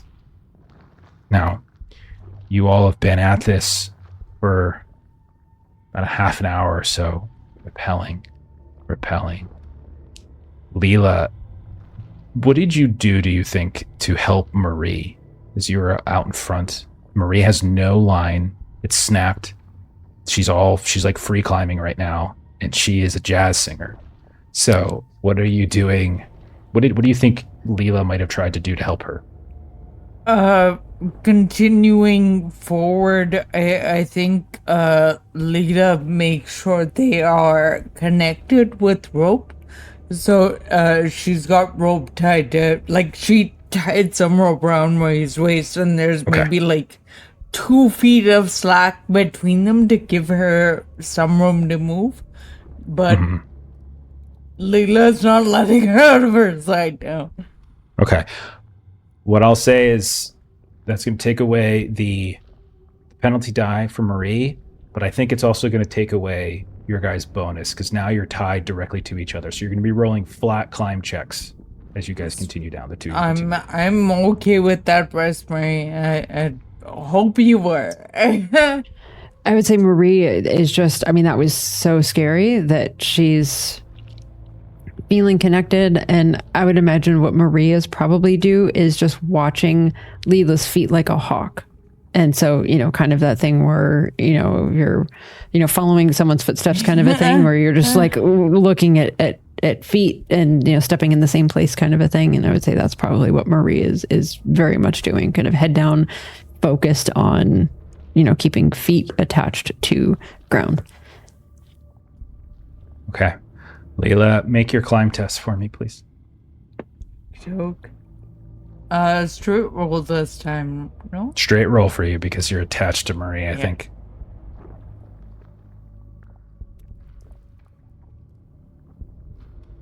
That is nice. 6-9, but not nice because it's a wheel. But I'll spend the luck. Okay. All right. You're climbing down. You're climbing down. And you've got Marie attached to you. And you look up every now and then. And you see she's following you slowly. And maybe you've changed your pace a little bit. But as you're looking up, you notice something very odd. You see like a bit of like a tuft of hair sticking out from maybe your hood. And it suddenly starts to lift and start to reach up towards the sky. And then on the other side, it happens again. You feel this sudden force coming up from below. It's not, you don't see anything, but this just sudden force pushing you upwards as if the very concept of gravity has inverted and you find yourself thrust upward and falling upward. I need you to make either a luck or climb test. And Marie, I'm going to have you do the same since you two are directly attached to one another. Yep. Luck for sure. Fine for me. All right. How did we do? 25 under 60. How'd you do, Marie? Hard success for Leela and a fail for Marie. All right. The two of you suddenly start hurtling upward. You start falling up back towards that tiny little speck at the top where you first entered. You can barely see starlight anymore, but the two of you are falling. You fall past Will. You fall past Patrick. You begin hurtling in the direction of where Goldie is until finally, like, Leela, you're able to maybe with a climbing hammer to just stab out, and you stab a hammer into the rock wall. You feel like a spurt of something coming out from the rock itself, but nonetheless it holds purchase. And the two of you are now falling upwards, your legs dangling towards the sky. Marie, you go flying even further, and you take this long arc and smash against the wall. No. Marie, no. You're going to take 3 points of damage in the process. But because you're tethered to Leela, you're able to keep from falling. And Marie's just so scared because she was just focused on feet on the ground. And almost immediately she's back to falling again. Leela, are you okay? I am. The two of you I am. are literally hanging upside down, and you feel your feet being pulled. Why? How? Well, what's that? Where? I fell, but not down. How are we back here again? This is... Both of you make sand tests, please. Uh-huh. Oh, so close. 49 over 47. Okay. How did Leela do? Sorry, 1 second. No worries. That is a fail. Okay, so both of you failed. Both of you take a point of sand loss. Yeah, it's just a point. Okay. The rest of you. So right now, Goldie, you're probably the closest to them, above them. Will, you two can see now. Both of them are above you. Neither of you seem to have been affected by this. Both of you are still moving with the type of orientation that you would expect. Patrick, you saw them fly upwards, and you hear maybe through voice communication that you think they're okay. But the three of you are fine, but the two of them seem suddenly inverted. And then they fall, and they twist, and they slam back around like a pendulum as gravity rights itself. But because you were able to pass your climb test, you guys keep from falling completely. But now the order of climb is completely out of whack. What the hell are you doing?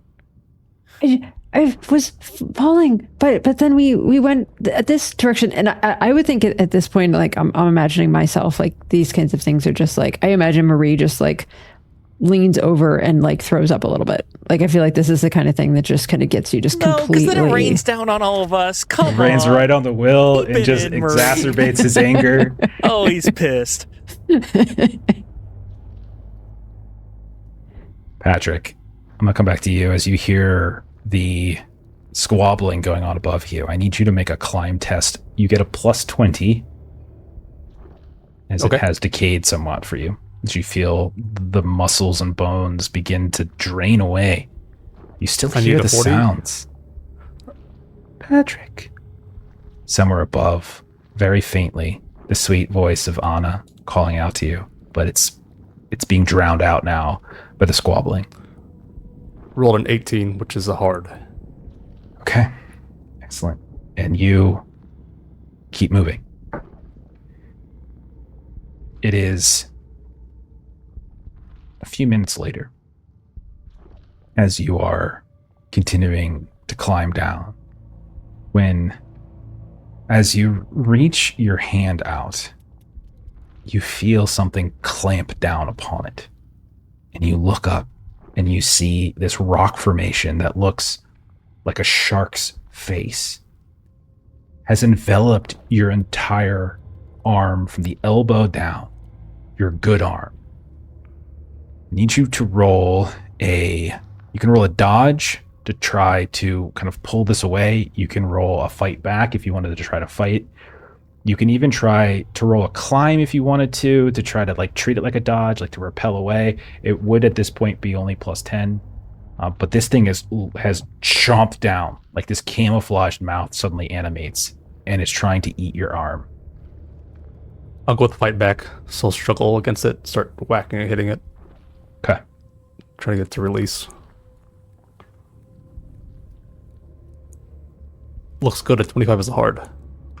Roll your damage.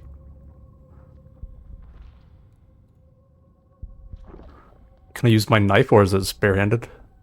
I'm fine with you saying you can use your knife.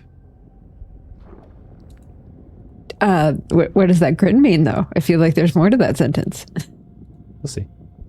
What's the last line of the Pathfinder spell there? I got a 3. 3 points of damage. Okay. It is not enough as you stab into it. You see a spurt of blood or nectar gush out from where you stab into it, but that is... Oh, and you said 3. No, 3 is actually enough. You stab into it and you carve through it. But as you do so, you no longer have a hand grabbing anywhere of the wall and you fall.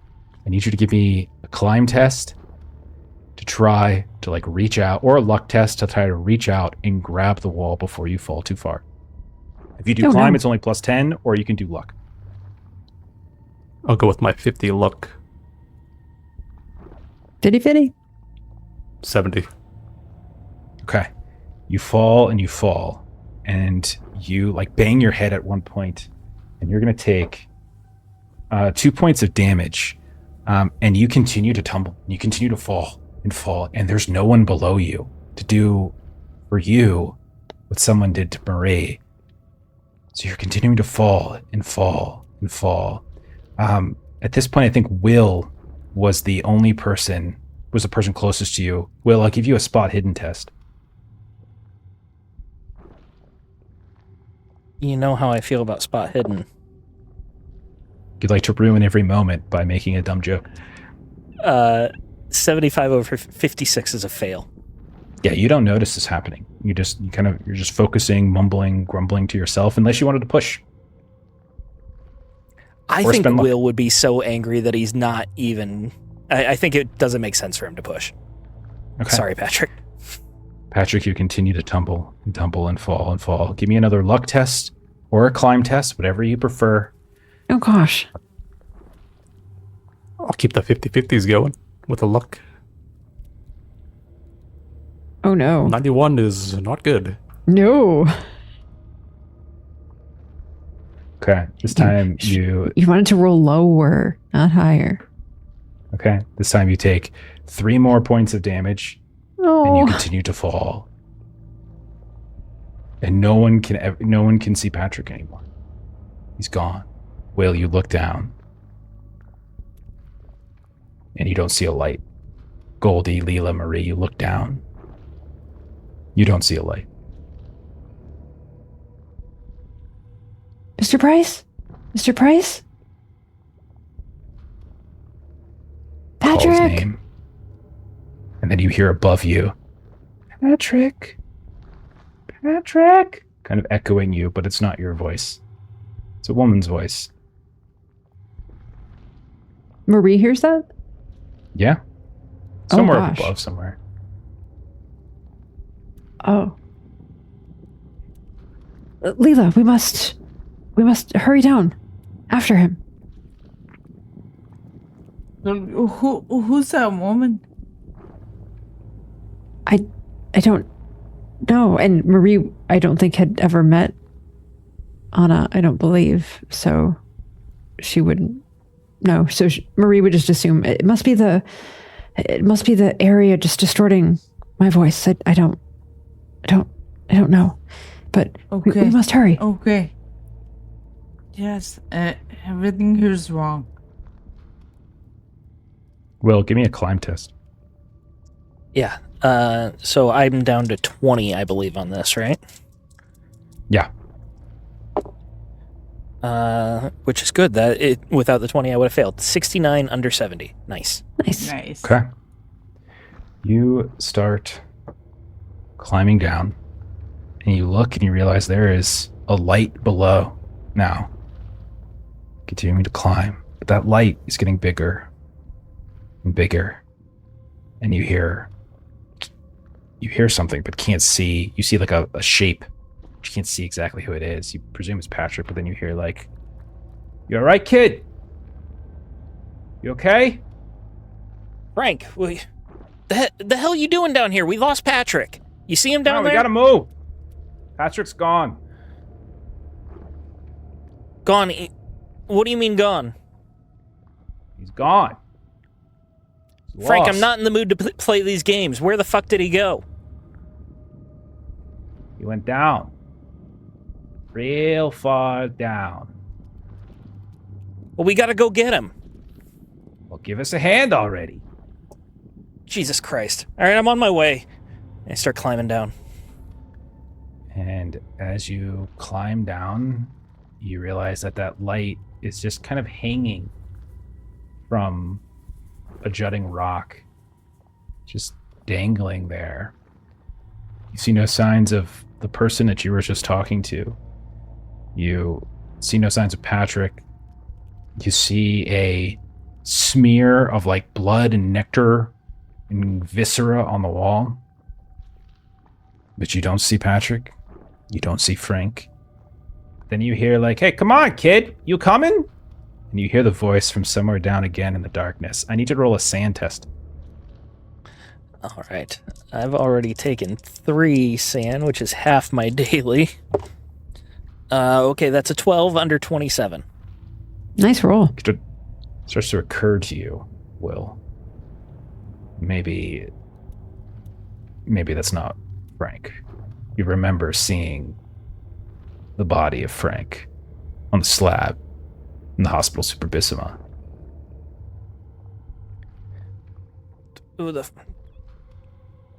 Who's down there? Patrick, is that you? It's very quiet. And then you hear the sound of Patrick's voice. Yeah, it's me, Patrick. Patrick, what happened? Why'd you leave the light here? For you, Will.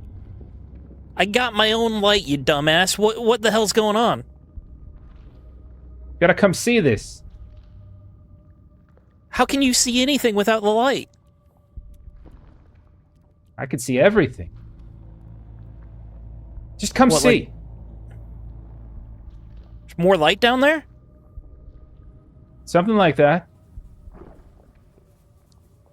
So, we said, like, I have my own lantern, and then Patrick's is, like, hanging there. I want to, like, climb to where Patrick's is and grab it. Okay. And, like, kind of, like, extend, like, lock my legs and push away from the wall just a little bit. Not jump, but, like, lean and then reach my arm out as far as possible with the lantern. And then just drop it and watch it go down. You watch it go down, and you see it illuminate on sides of the walls. Dozens and dozens and dozens of mouths, all animating and talking. Most of them are small, like you've seen before.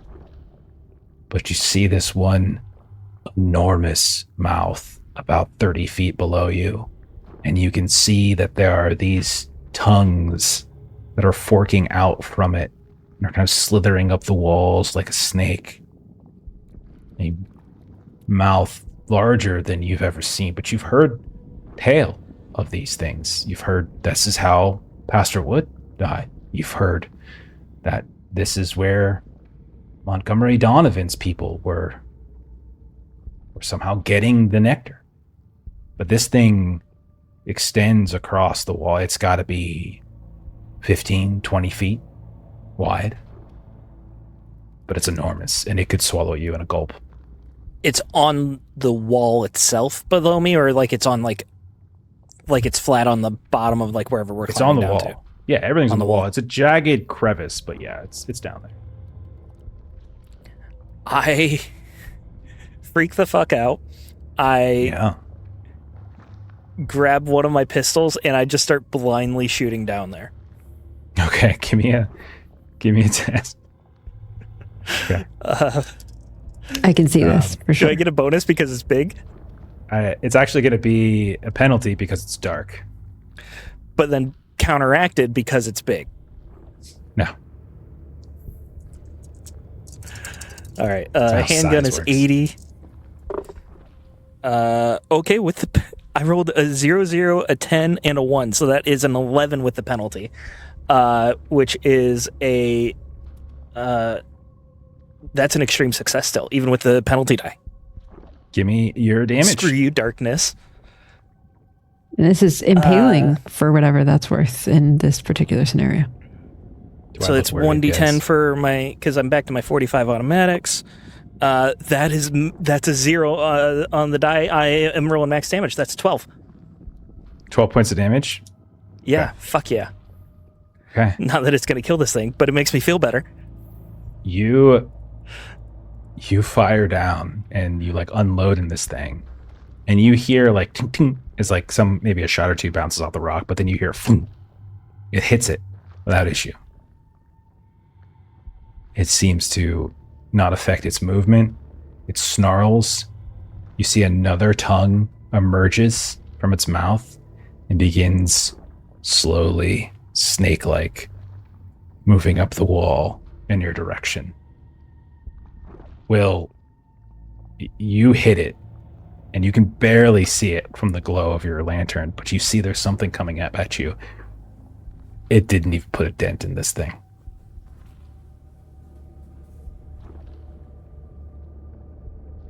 Will is under the influence of this nectar that makes him very angry, though. I don't see him, like, trying to climb up or get away until he's at least unloaded his clip. Okay, so Goldie, you hear the sounds of gunshots. You hear the sounds of Will shouting. Give me a climb test. Okay. So this is going to be a 40 with the 20. This is my second climb test. And I rolled a 23. All right, give me a spot hidden as you start to quickly repel and climb down the direction of where Whale is starting to lose his mind. 35 under 50. Success. You start moving, and you go to put your foot down on this jutting of rock, but then you realize it starts to pulse. Give me a dodge test. Yeah, give me a dodge test.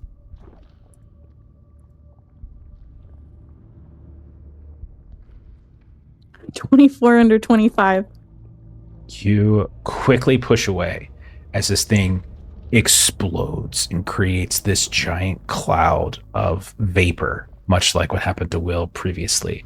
But you manage to push away to the other side of the crevice, kind of reach out, grab the other side, and not let yourself swing back as all of this just hovers and hovers and hovers. And you manage to avoid it. You avoid getting soaked by this thing, getting affected by nectar. Okay. Leela and Marie, you've got your balance back.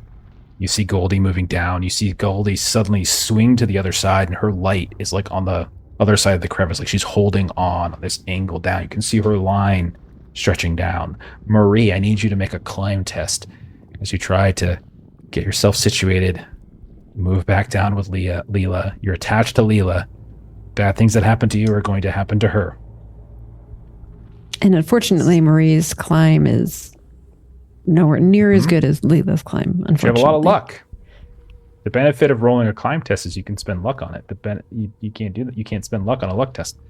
Yeah, So yeah. it's the danger of rolling luck. Or I can just roll well. Yeah.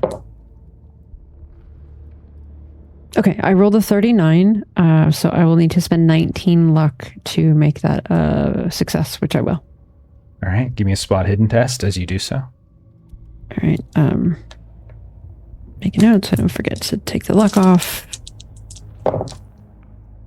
Hell yeah. That's an 8 under 72. So extreme success. You hear a voice that you haven't heard in quite some time as you look back towards where Goldie is. And it's somewhere above her in the darkness, like just outside of like the full glow of her lantern. You hear, Miss Wynn? Miss Wynn? Where's Dr. Key? As Shima's voice wafts over towards you from the darkness. Miss Wynn? Shima? Where's Dr. Key? She's home safe. Where are you? Right here. I need help. Can you come help me? But you're not... How did you get here ahead of us? Well, it's a long story.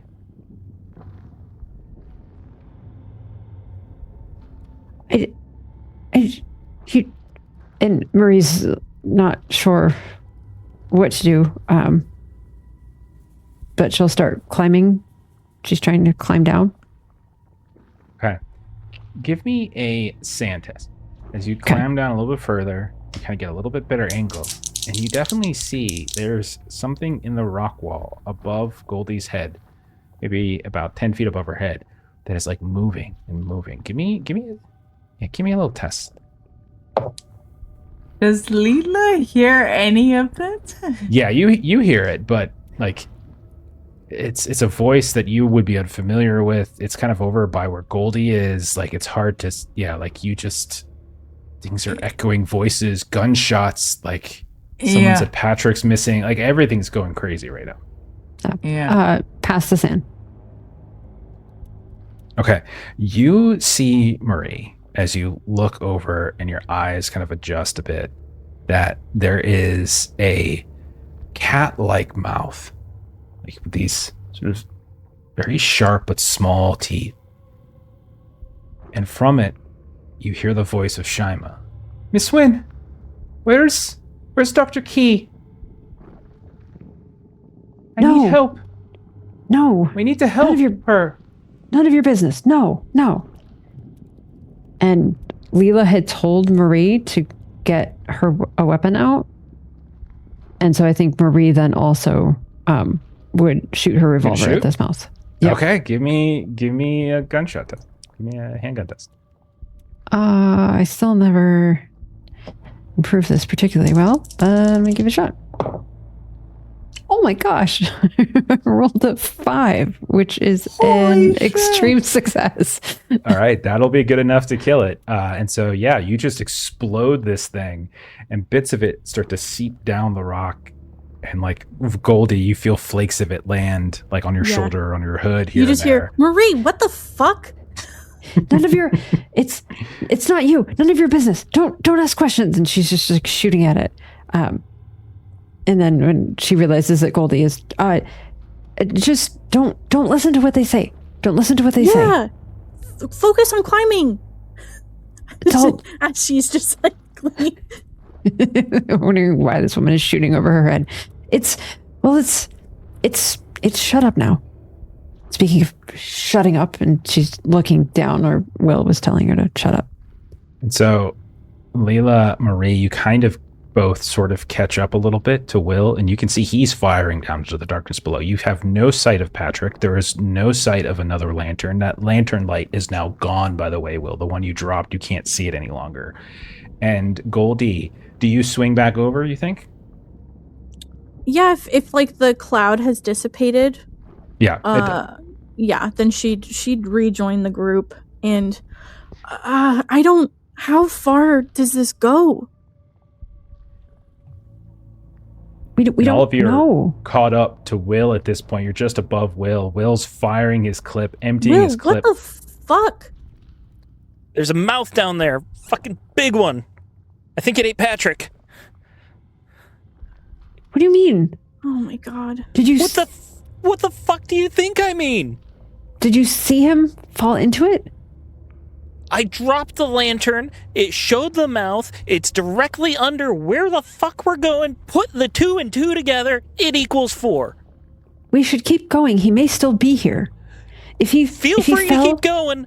I'm going to make sure I'm out of bullets first. And I go and I start like fumbling through a bag trying to find more ammo. How about you try to keep some bullets for later if we need them? You see these tongues with little mouths opening up on the sides, crawling up. They're now within maybe about 5-10 feet of you all as they're slowly getting up towards you. And they're now within your lantern light. You can see these long tongues coming in your direction. What do you guys do? We need to cast this spell. We don't have time. But we don't.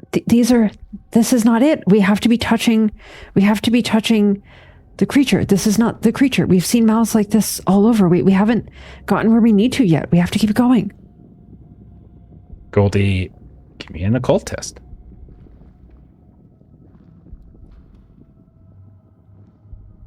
Uh, 66 under 88, regular success. Okay.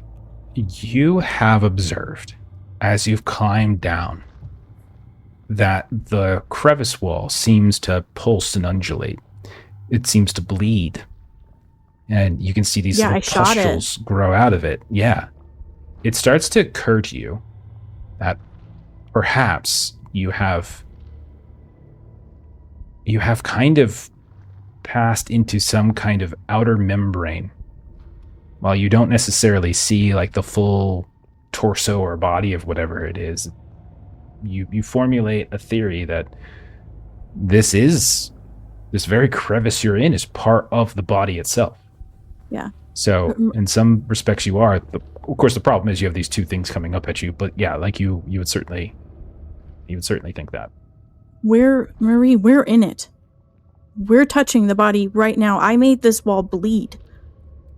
We need to cast this spell. Patrick is gone. You or Will need to cast this spell.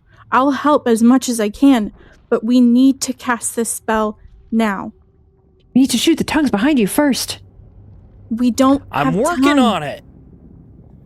Well, he's shooting then, Marie. We have to cast this spell.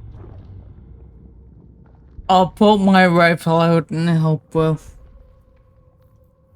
We can do this. We need to do it all together. We need to help each other.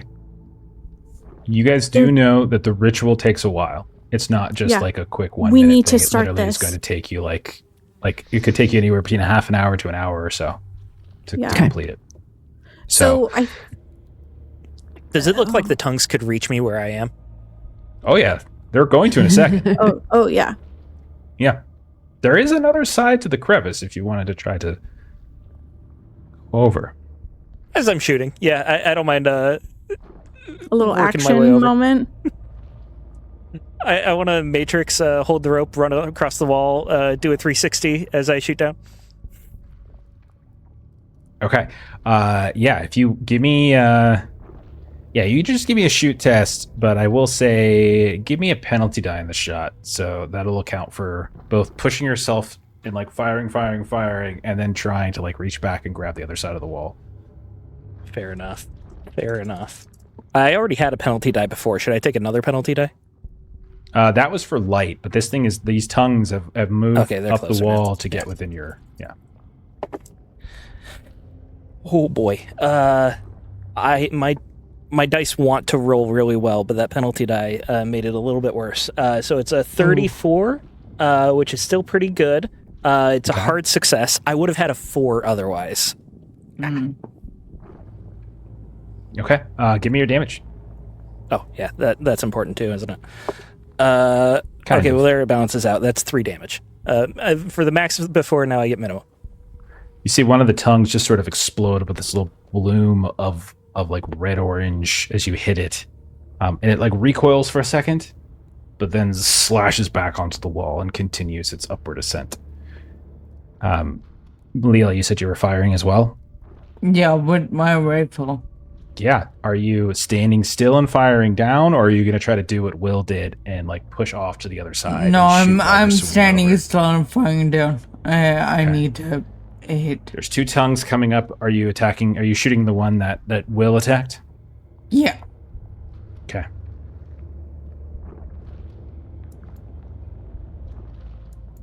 All right.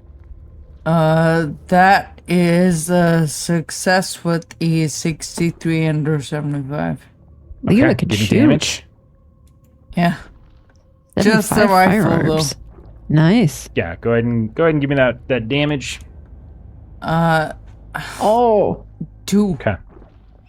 You shoot at it, and again, a small little bloom pops up, but then quickly, and it does not seem to deter it as it continues to slowly move up. Marie and Goldie, what are you doing? These things are getting very close now. Marie had her gun out, and so she did hear Goldie's protestations that we should start. But Marie had her gun out, so she's going to shoot. You also know that these things are literally. I want to stress these things are within a few feet of you, and you've fired at them multiple times, and that does not seem to deter them. And you guys are just like hovering here. Okay, Will has so we need to sort of relocate. dodge out of the way of their current path, but like the 3 of you are literally about to get attacked by them. Okay. So Jeff, we actually planned this ahead of time. We wanted Will to be the sole survivor and the hero of the campaign. Okay. So please quit interrupting them dying. how do you know? How do you know Patrick isn't going to be that? As he fell. I mean, Patrick. Far Yeah, into the Patrick's darkness. starting the whole ritual down there. All right. So Marie then wants to try to. Jeff, did you just set me up to have to jump in an RPG? I'm not setting you up for anything. finale. I'm rolling dice over here for various things, and you roll dice over there for your various things. And you tell me what you want to do. Yeah, but I think it is me kind of. So Marie is going to. This is going to go horribly. Untie herself from Leela Okay. so that if she falls, any she's climb not. test you do without that is going to be made with a penalty die. Oh, without the rope will be a penalty die? Yeah. Yeah, the only Oh, reason okay. you weren't, because you're doing it without I any see. kind of, I see. Okay. anything to secure you. Okay. Then I want to get across to the other side so that I'm farther away. Okay, unfortunately, you are stuck to Leela's repelling line. If you want to push off and try to see if you can go so with such force as to pull her with you, I'm going to ask for a strength test to do so. Or a size test, if that's better. Size is at least 50-50. Okay.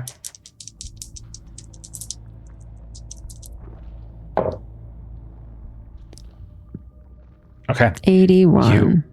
You tried to pull off, and you're just not strong enough to detach you and Leela from the side of this wall, and you find yourself like swinging down and kind of slamming against the wall still. So you're unable to really make any progress, and you're sort of stuck at this point.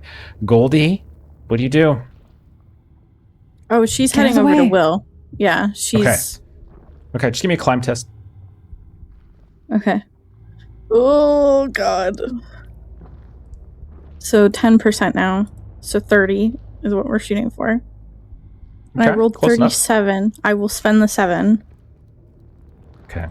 So Goldie and Will are on the other side, away from the other side of the crevice, on the other side of this large major mouth, of which I'm pretty sure only Marie has seen something like this.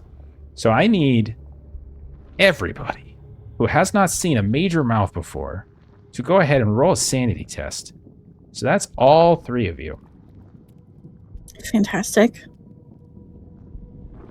Oh, 81 fail. Okay. What about you, Leela?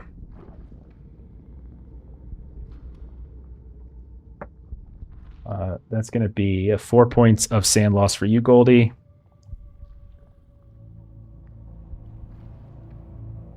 How'd you do, Leela? Can't hear you. Can't hear you, Maitreyi.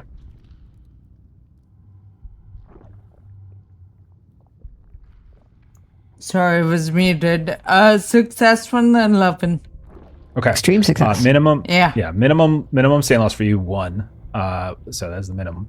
As you're on this other side of it, there's multiple lights gathered together, creating a kind of a larger radius of light. You all see this like 15-foot wide mouth on the side of the crevice on the other side. Leela, you and Marie are still here on this side. There are 2 tongues coming up. Both of them are going to attempt to attack each of you. So one's going for Marie, one's going for Leela. You can fight back or dodge, however you prefer. I'm going to do Leela first. Fight back or dodge, Leela. Dodge. Okay. Go for it. This thing is going to try to grapple you. Oh, goodness. 10 success. Your hard success beats my regular success. This thing lashes up and tries to wrap around you, but you're able to kind of get your legs free. Maybe you push back slightly, and it slaps down on the rock and pulls back a little bit, and you're able to avoid it wrapping around you. Marie, coming for you now. Also dodging. Okay. Heck yeah. 3 extreme success. Okay, your extreme success will beat my Hell regular yes. success. The 2 of you managed to dodge, but the tongues don't go anywhere. They're still here. They just missed trying to grapple you. So as we begin another round, effectively, Will, Goldie, you're on the other side of the crevice. Your rappel line, are kind of, there's a steep angle to them, so it's not too much of a concern at this moment. But both of you are like grasping to the other side of this descent. And Will, you've got a gun. I think a gun out. Marie, you have a gun out. I think Maria's got a gun out. Leela's got a gun out. Goldie, do you have your gun out? I think it's tucked in. Okay. I think she would have focused again on climbing earlier after she shot that one mouth. These 2 large tongues are trying to slash out at Marie and at Leela. You have put multiple bullets into this thing so far, and it does not seem to have deterred it in the slightest. What do you guys want to do? Goldie wants to start casting. Okay. The casting is going to take you 30 to 90 minutes. Shit. So Leela and Marie are trying to get to the other side. There's no way No that way, you would think yeah. to cast within our tongue's reach of this thing.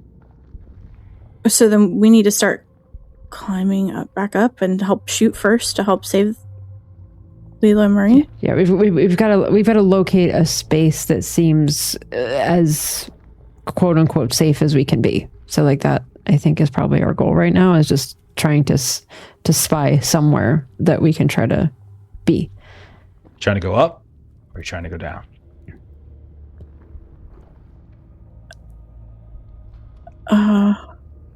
Up. Yeah.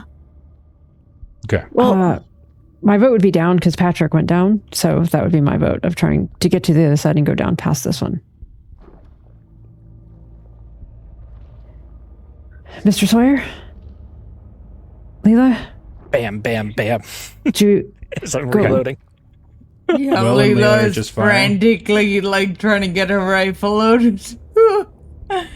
Okay, so Will and Leela, if you want to keep Leela, firing, you're you in can the go danger right zone, ahead. though. You have not moved. You're in a yeah. No. yeah.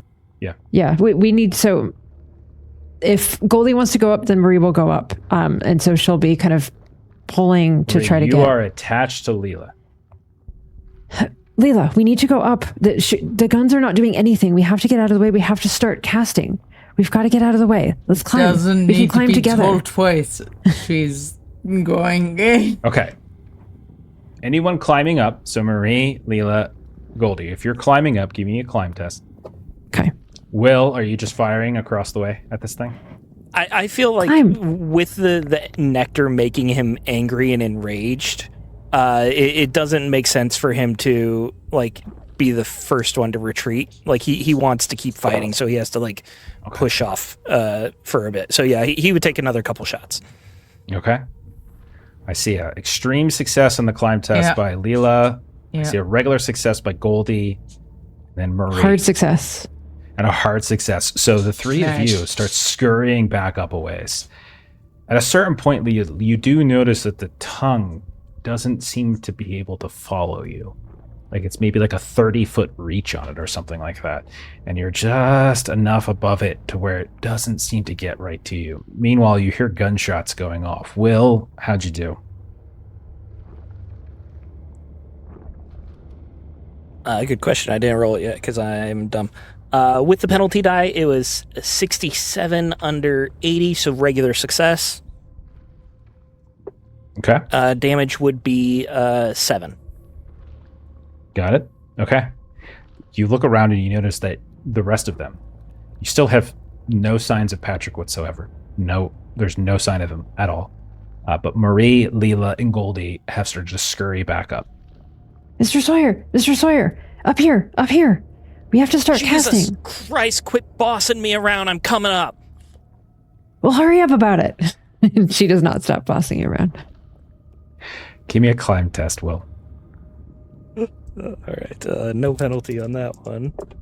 With my last 10%, that is a 12 under 60. So hard success. All right. You two are able to scramble up. So the four of you scramble up and away from this major mouth on the wall that seems to currently be stationary. Its tongues don't seem to reach you. You are all kind of hanging and clinging to the wall. You occasionally hear the sounds of a voice calling to you from the darkness, but I think at this point it's safe to say all of you probably think these are fake. These aren't real voices. Every now and then you hear a spitting effect, someone trying to kind of maybe spit on you from the other side or from above, and you kind of get hit from like a small little bit of acid or nectar. And you are in this small bubble of light in this shaft of utter darkness, the sounds of pulsating and hissing all around you. Patrick, you've not seen. You have no idea where he's at. None. You don't know if he was alive. You don't know if he's dead. You don't know if he was eaten by that major mouth. No clue. What do the four of you do? I wanted to try to find Mr. Price, but you're right. Goldie, we have to start. There's no way he survived that. We need to get the spell cast. So get to work. What are you waiting on? You guys are the conduits. Which one of you is casting? Marie, you got nothing else to do. You're not shooting anything. We're all starting. Will and I have it in our head. Goldie, you have the snake? Yes. Okay. Oh, So if we want to goodness. get into the casting of this, We do. Is Marie going to be the one that's the sender, like Goldie said, the conduit, the caster specifically, right? Was that Marie? Yes, Will is in his own Okay. aura at the moment, and so Marie Goldie is preparing herself. assisting absolutely as much as she can. Okay. How distracting is it if there's the occasional gunshot while they're trying to cast a spell? You are certain that you are out of its range, assuming it can't move. Okay. Yeah, but it makes me feel better. All right, so let me tell you mechanically about how this is going to work. Obviously, Marie, there's going to be some costs that I've written down, and I'll reveal to you later. The group can assist by adding power to, this is a call spell, or it's effectively a summon spell. You're calling out to a god, right? And the caster's acting as effectively the focus of the group. So everyone who's present can expend a magic point if they want. Those who know the spell, so this is Will, can sacrifice any number of magic points. And that includes actually burning your hit points too. So you can deplete all your magic and then you can burn into your hit points. And so the more magic points you spend, let's just put it this way, the better the chances that this spell works. So Marie has 7 magic points left, so I can now say that I'm putting all 7 towards this. If you like. Including hit points if you want to sacrifice a couple of those. I'm currently at 13 of 20. So you got 13 hit points that might as well be spent. okay. I am going to Don't let him do that. I'm not. Okay. Steven, just because it works on me doesn't mean it's gonna work on everybody. So as far as I know, there isn't anything else that I would be planning to cast after this. So I think spending all the magic points that I have makes sense. Okay. You have to spend a minimum of 6 because you are the caster, so you can spend 7. Yeah. Oh, well, good thing. Yeah. Yes. So I will spend the 7. Okay. Will, you know the spell, which means you can sacrifice any number of magic points that you would like to spend. But I do have a spell I'd like to cast after this is the problem. I know you do. I said any number. It could be 2, could be 1, could be 5. How many 0. total do you have? Could be that too. I have 10 magic points. Okay. So 5? I suppose... That's... We don't need to be greedy. 4. We'll do 4. You heard Jeff say 6, so you want to make sure that you've got 6 left for the next one. Okay. I want to stress 4. the more you spend, the greater the likelihood the spell goes off. There is going to be a roll. If you fail that roll, the spell does not go off. Now, you guys are joking around a lot, but there is a very clear chance and a very real chance that the spell fails. So keep that in mind as you choose whether or not you want to spend some stuff on this. Melissa's the one making the roll, or Goldie is? Marie is making the roll. Goldie was not present in the Yucatan when that spell was imprinted in your minds. That's tough, because I would trust Ashley to make the roll more than I would trust Melissa to make the roll. Only What's the Patrick was roll here. that's coming? Yeah, really. It's POW, I think, matter. or something like that. I don't know. It's a D100 roll with a difficulty based upon how many magic points that you all decide to incorporate here. Leela Since cannot I've help with any studied- of the spells. That is not true. You are here. Okay. You can spend a minimum of 1. You can spend All right, everyone present can expend 1. I'll give 10. You're going to be grumpy about it. I can spend HP for my own spell later. Okay. Goldie and Leela can both give over 1. Okay. Yeah. I would give more if I could. Yeah, same. Are But Oh, I Marie, will sure you give would. 1. are Marie and Will burning any HP to continue to improve? No the HP. chances? Just 10 MP. I will burn 2.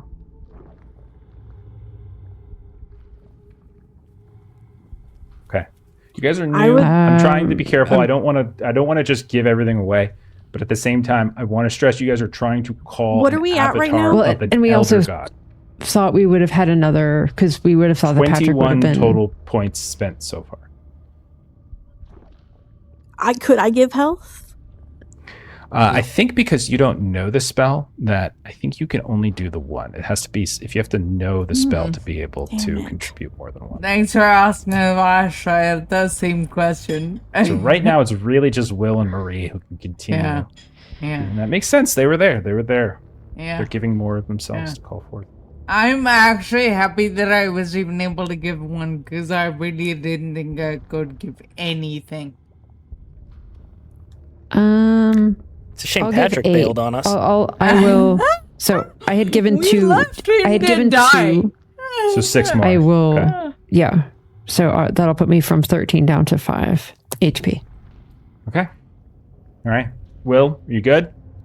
You got 10. You got all my magic points from me, and that's all I'll give. So if And we're if this thinking spell about fails, how this I just want works, to point out, It'll be if Melissa's the spell fault. fails, and you wanted to try it again, you guys won't There's have any nothing magic left. points. Okay, I'm just letting you know. Okay. yeah, like it's gotta be spent now. So if we think about how this worked earlier with the climb stuff, it was a +%, and that may not be how this works. I'm just thinking of like what we've done before.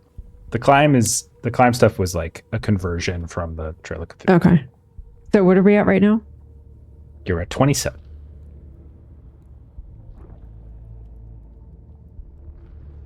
I'd feel better if we were at 30.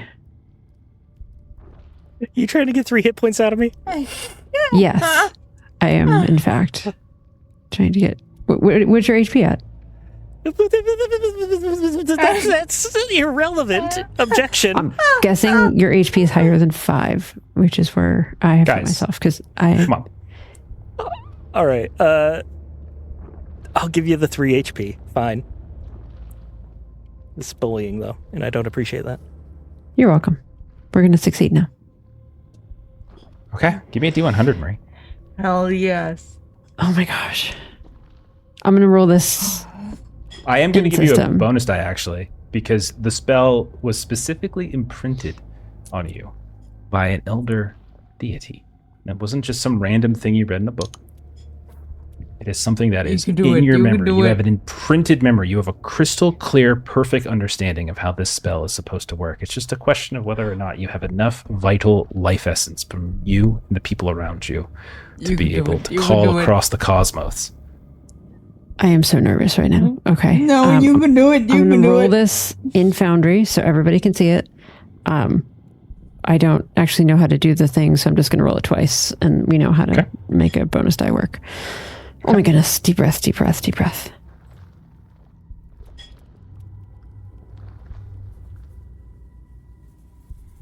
Okay, 34 All right, on the first first one is die. 34. In luck territory. In luck territory. And then 84. So 34 and 84.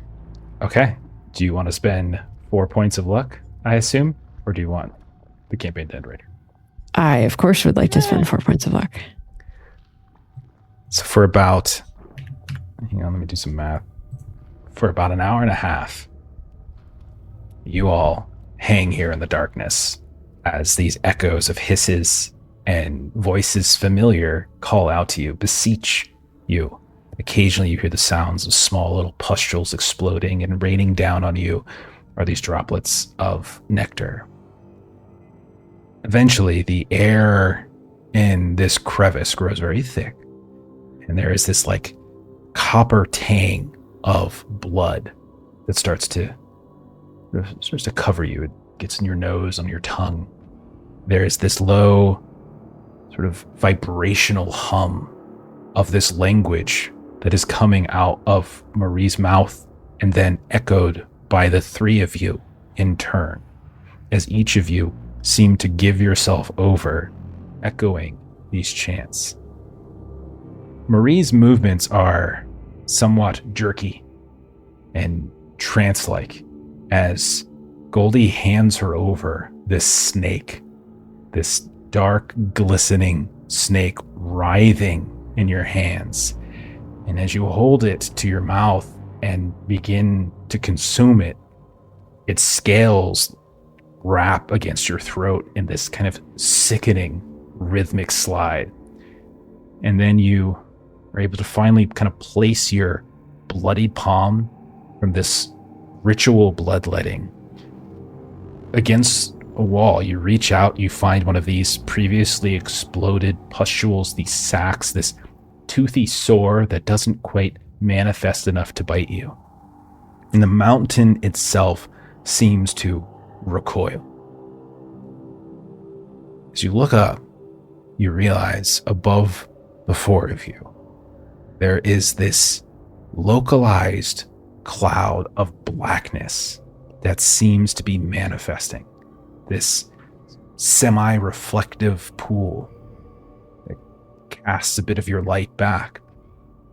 It looks like an inverted black cenote, like those are the one that you saw in the Yucatan, except you can't see through it. You can't see what's beyond it. But that's okay, because shortly thereafter, emerging from it is this massive, fatty, frog-like silhouette that seems not to displace the pool as it pushes through it, but instead absorbs it as it passes through and forms itself.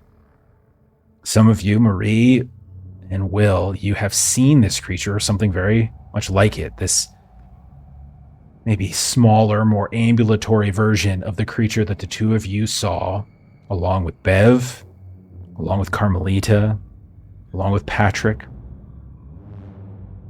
As you were traversing the cosmos in this pyramid, you were on some kind of ashen moon, Golzumal perhaps, and you remember seeing this like massive creature, that bigger than your eyes could fathom, with all these small other versions of itself riding along on it like suckers. And here you have another with this obsidian hide. It's slick, it's toad-like, it's draped in these tattered black wings that are suddenly twitching now to life. It has too many tails, and they're all lashing against the rock here and there. And you notice that it's not random, but it's just striking out at this mouth, in that mouth that tries to form and hiss and spit. You see these great flakes of some kind of volcanic ash like that you saw on the moon, kind of sloughing off of its shoulders, its burnt skin.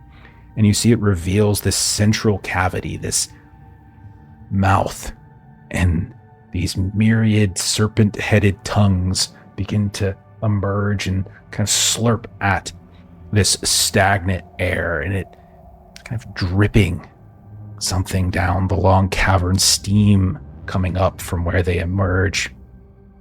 It is the avatar of Golgoroth in its full form. You see it hovering there for a moment, not hovering because its wings are flopping, but simply because it chooses to hover there. And then it plunges down into the black crevice. You see for a little while, as long as your torchlight allows, as it dives, it strikes with all of those serpent-headed tongues at all of the masses that have accumulated along the wall. You hear the wail of the different mouths as they are ruptured and destroyed. You see it kind of wrenching free from the rock all these fleshy sores. And then you hear echoing up not too long later, this sickening, like resonant crack, as if something like a body, like the snapping of a spine or the ripping of flesh. It's like a giant meaty bell, like ripped in half. And then the chamber just erupts in gore. This violent cyclone of hot ash, black blood, shredded viscera comes swirling upwards like a cyclone. It occludes everything happening below, some strange and ununderstandable cosmic retribution that is taking place below you, this slaughter of a slumbering god. You begin to suffocate a bit from this cyclone. This haze starts to get at your eyes worse than the snow outside did. I need all of you to go ahead and roll a sanity test at this point. Oh my gosh. Fail. It's another Tuesday, though. Yeah. My Right. That's a fail. gosh. Yeah. Okay. I succeeded barely. 20 under 27. Take a point of Wow. sand loss. How'd you do, Leela? Really well, 21 under 65, but that doesn't feel right. Maybe you avert your eyes. Maybe it's the end of Raiders of the Lost Ark. I know you love Indiana Jones. You just turn your eyes to the side and don't look. So you and Will take a point. Marie, Goldie, both roll d10s, please. Oh gosh. Oh, see, that feels more right. 1. All right, Marie takes 1. I like how Melissa did that one on her own. She didn't do that one in the system. Thank you, Ashley, for having the courage of conviction and rolling it. 6 points for Goldie. That puts me over my Oh. daily sand loss, by the way. It's okay for now. Like, Ooh. Okay. we're delaying some of those effects. But yes, you've only read about these things. You've never seen something quite so horrific, right? Nothing like this happens. The haze eventually starts to subside. Goldie, you're maybe gibbering, blabbering a bit. Leela, Will, maybe you averted your eyes. Marie, you stared on, and maybe some mixture of horror and pride because you called this thing. The sights, the sounds, the smells that you all are being inundated with are unlike anything you have ever experienced before. You no longer see any mouths or orifices on the walls of this crevice. You don't feel or see the pulsating of the crevice walls themselves. It feels like rock. Below you, far below, you see this black, milky viscera that's just slowly draining down and down to the base of the mountain. And you see from it emerges the avatar of Golgoroth, dripping with godly cosmic viscera. It floats above you, hovers. Its many serpent heads like lapping up things. Then in each of your minds, Will, Marie, this is familiar. This has happened before. But Goldie and Leela, this is new. You hear a voice that shakes your very core as Golgoroth speaks to you and says, "The pretender is vanquished. The gaze of Azathoth falls upon this rock." Then you watch as the avatar begins to slowly flatten out until once more there is that black inverted cenote, and then folds, is gone. Marie, you lose an additional 8 sanity, 2 permanent power points on top of your previous losses. Sorry, how much sanity? 8 sanity loss. You lose 2 power, and you already marked your magic points. Okay. The sanity will put me over my daily limit. It's okay. Certain effects are delayed. You guys are hanging here. It's suddenly quiet. You no longer hear the hissing sounds, the pulsing sounds. It is extraordinarily quiet, and you are hanging and clinging to this dark, black crevice. Do I still feel the nectar in me? You feel slowly, every 10, 20 seconds or so, your mood begin to soften out and soften out and soften out until finally the rage is gone. Will starts climbing down as far as the rope will let him. Okay.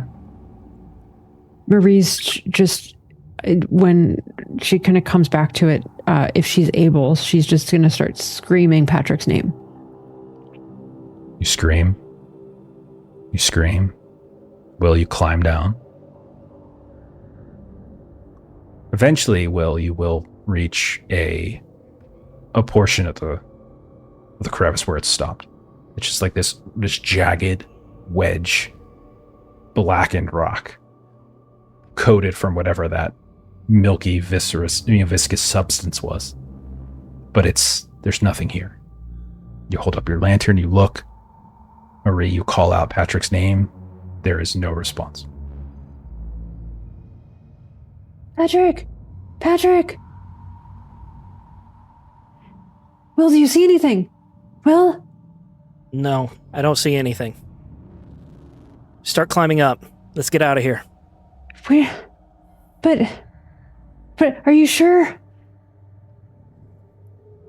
We must be sure. Can't. And Marie just sort of starts sobbing. Goldie or Leela, anything that you do in the immediate aftermath of what you just witnessed? Goldie's fucking terrified. And A god just spoke in her brain. Yeah. She is desperately scrambling to get out of this crevice. Fantastic. Leela is asking Goldie, like, please tell me that was it. Please tell me we're done. We can leave. Tell me we can leave. And she's not even saying words. Like, she's just babbling. Leela is not helping you calm down. She is matching your manic energy and is terrified.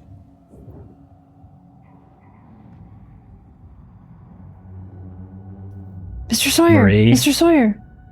Okay. You still can't find him? He's not down here, Marie.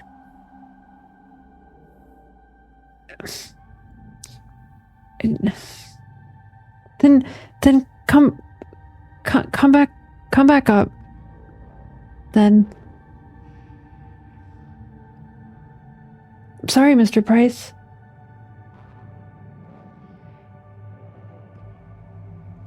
Before Will starts going up, he'll yell out, I'm coming back up. But then he sets the lantern down, and he wants to start performing the ritual that he's been planning on performing this whole time. And you're doing this inside the crevice? Yes. Okay. Which All takes like a half hour to an hour and a half around the same time. I don't know. Takes some time. Yeah. Okay. So, 1 second. Let me pull that up. Okay. It would take you. It's variable time. Depends on how much you invest. So mechanically, you decide how many magic points that you wish to expend, and that will determine your basically your to hit, so to speak. Yeah. Like what you gotta roll.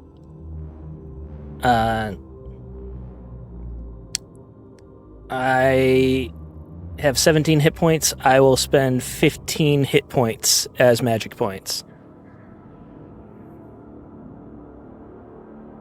Okay.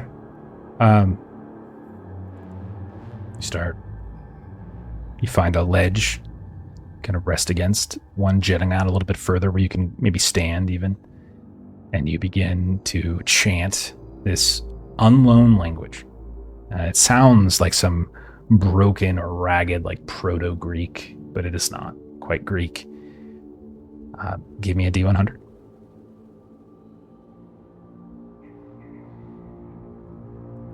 That is a 22.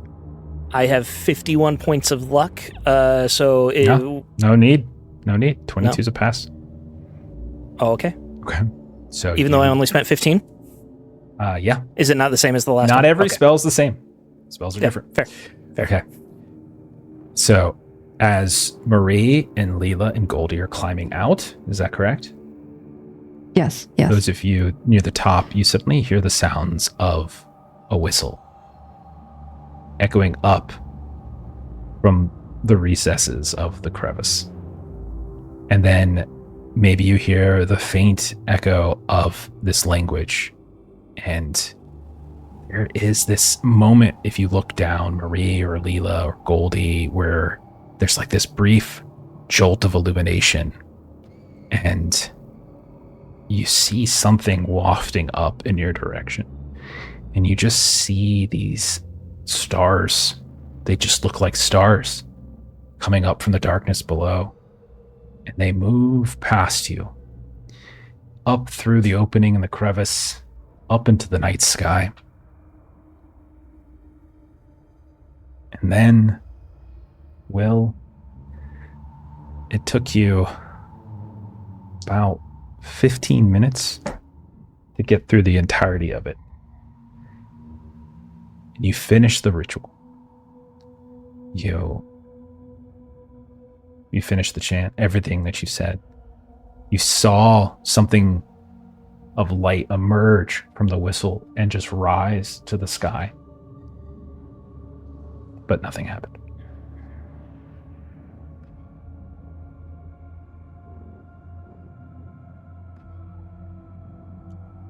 And Marie didn't put Aldebaran in the right spot.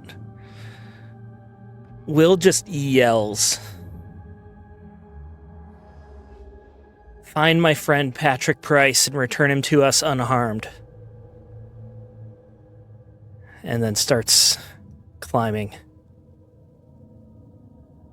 You're a little behind everybody. Marie, Leela, Goldie, the three of you get up and out of the crevice, and you are hit by the cold of the summit of Mount Kailash again. You do notice that there is not as violent a breeze hitting you as when you were last out here. It is cold. Your minds are racing, trying to understand exactly what just happened. A few minutes up here while you're babbling, looking out across the dark sky, the stars themselves, you see Will emerge. And all four of you are on top of this summit.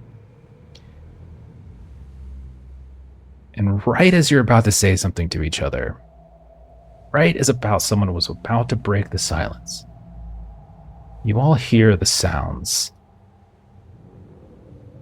of wings flapping somewhere above you. With this Oh shit, it's working. putrid, leathery smell. And as you look up, you can see the stars are kind of swirling now. And they're flickering. Almost like a mirage. And the wings get louder and louder, but you don't really see anything until emerging from that swirl of stars is this shadowy reptilian creature. It almost looks pterodactyl-like as it begins to descend, like something out of a pulp novel. But as it descends and gets closer to you all, you can see the face is carrying this very twisted looking visage that you realize is not really animalistic, but rather carries with it some kind of intelligence. And if annoyance is a cosmic and universal trait, it seems to be exhibited on the face of this creature, as if it knows what you have just done and you have disturbed it. It lands just a few feet away from you, and it shakes these long, fibrous wings out, and it kind of flakes of ice fall around, and it stares at you. Will doesn't even look at the rest of you with these dark, angry eyes, and it begins to step forward, not on all fours, but on its hind legs, almost raptor-like, with its arms extended, massive claws. It is much larger than a bull, but not so large as an elephant, and it is very close to you. I need a couple things here. I need sand tests from everybody. Oh gosh. Yeah, sorry, y'all. For sure. Will, Tried doing it in the darkness for you, but this guy likes the open air apparently. The wingspan like that, for sure. Hard fail on my sand. Hard fail for me as well. Ooh, I Will- passed. okay, Will roll a d6.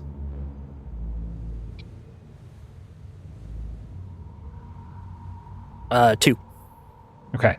Take 4 points of sand loss. I'm adding the casting of the spell's cost to that too. So 4 points of sand loss for you. Marie, how did you do? Failed. Roll a d6. 6. You take 6 points of sand loss. Oh, God. Goldie, Sorry. how did you do? I passed. Then you take 1 point of sand loss. And Leela, how did you do? Also pass. You take 1 point of sand loss. Okay. Will, I need you to make a contested power roll to try to tell this thing what you wanted to do and for it to listen to you. And you get the very Listen to distinct sense that if you don't pass this, if you don't succeed at this thing's going to rip you to shreds. Oh, no. Jeff, I have never unleashed a demon in a campaign before. What? This isn't going to happen. Here, I should do this in game. Uh-oh. Oh my god. That is a 17 under 50, hard success. I will spend 7 luck if I can to make it an extreme success. Okay. Hard success is actually sufficient. I passed, but I got a regular success. What do you want it to do? Well, actually, before you do that, you just kind of stare at it. And like there's this moment where the two of you lock eyes and it stops, stepping towards you. You see these huge clawed feet in the snow. And then you see it lower its neck. And then its front legs hit the ground. Like a steed awaiting a rider. I think Will was like so locked in that he kind of like lowers his head at the same time, just like mimicking it a bit, before realizing like it's not mirroring him. Return my friend Patrick Price to us safely. Looks up at you and cocks his head. Then it doesn't understand, or such a command is impossible.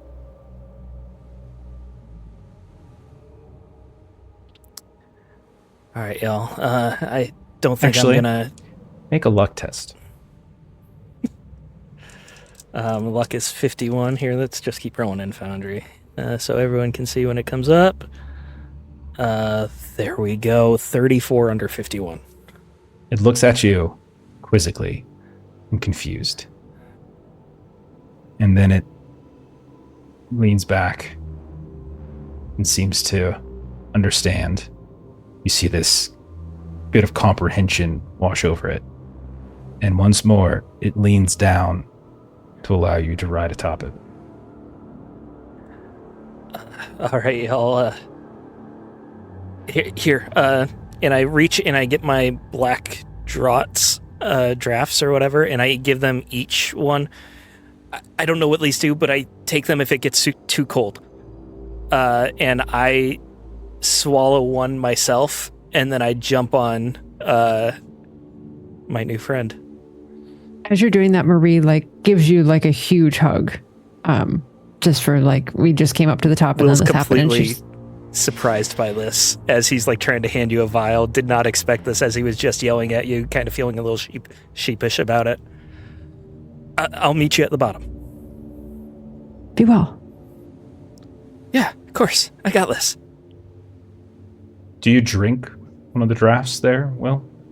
Will does drink one, yes, before jumping on. He doesn't know what it does, but he's hoping it helps it protect wherever he might be going from. You watch this creature turn its head and I'm not sure if it's speaking but it's making sounds out of its mouth. And you all watch again as the stars above begin to swirl. And then it crouches and it leaps up, and you see it and Will plunge into the swirling stars and disappear.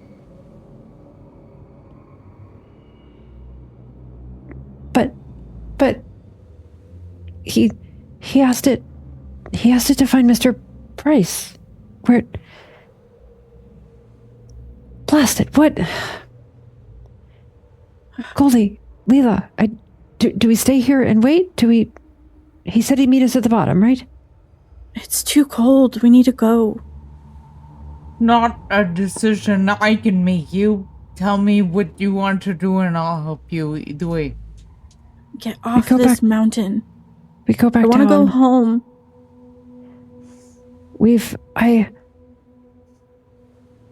I hope that we were successful. It seems that we were successful. We must ensure that we did. And she's down to 5 HP. Like, Marie is very weak and cold. Please don't leave me. We're going to go down together. Okay. We can do this. We can do this. Leela, you can lead the way, yes? Yes. We see a montage of images of the three of you descending back down Mount Kailash. It's still extraordinarily difficult and treacherous. It takes days, probably an extra day, since you all need a rest. But you are able to climb back down. At no point do you see Will. No point does he return. You eventually make it to the base, frostbitten fingers probably threatening to need severing. You come down in the middle of the day and you see pilgrim groups, but you manage to avoid them, elude them. They don't see you.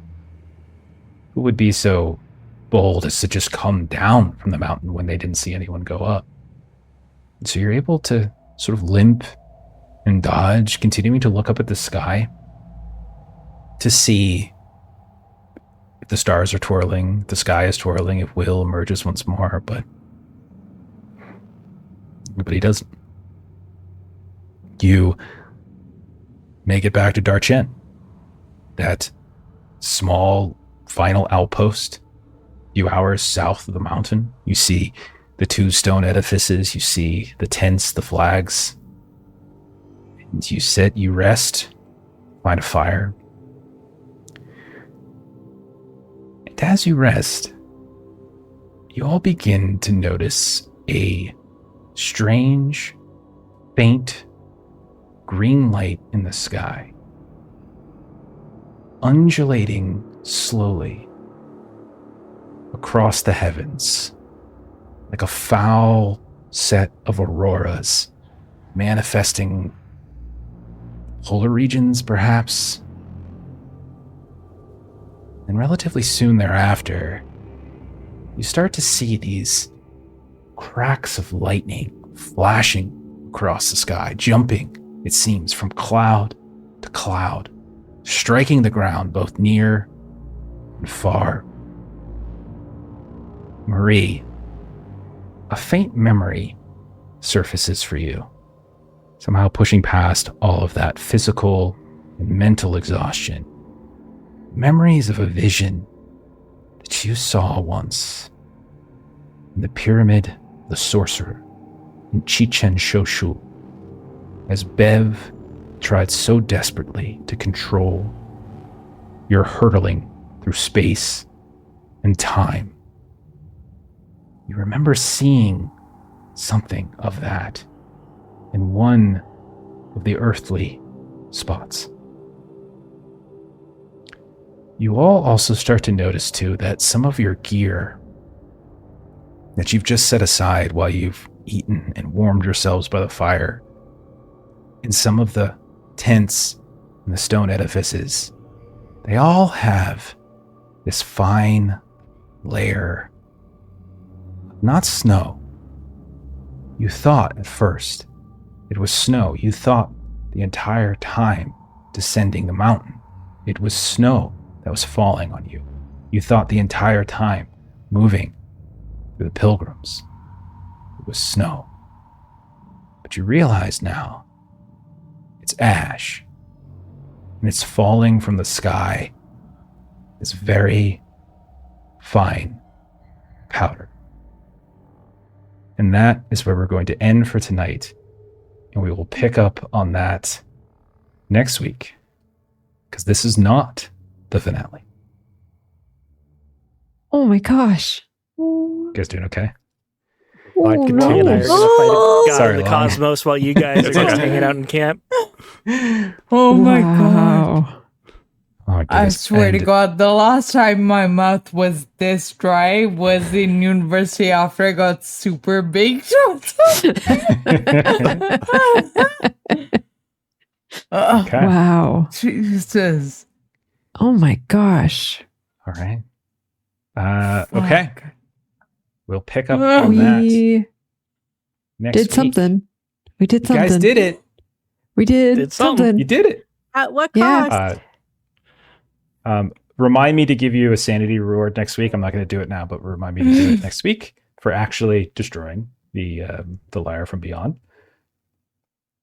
Will that Does anyone- counteract our And- daily? Right? My Because I 17. think most of us are insane right now. 17 Yeah, all of you are daily. insane, but there is- No, I'm doing all right. Yeah, similar to the pyramid in Yucatan, some of these effects of like sanity are delayed Yeah, until like for you sure. sit and like think, Mhm. and then it's like it all floods Process. back, and so that's kind of what's going to happen. Yeah. Yeah. Otherwise, it's like there's so many things like you're not going to get to do anything at all, at that point. So Yeah. But okay, but we're picking up next week, which could be the finale. With each passing episode, the likelihood continues to go up quite a bit. Wow. Okay. If Oh, we wow. end next time, I win our bet. 74 episodes.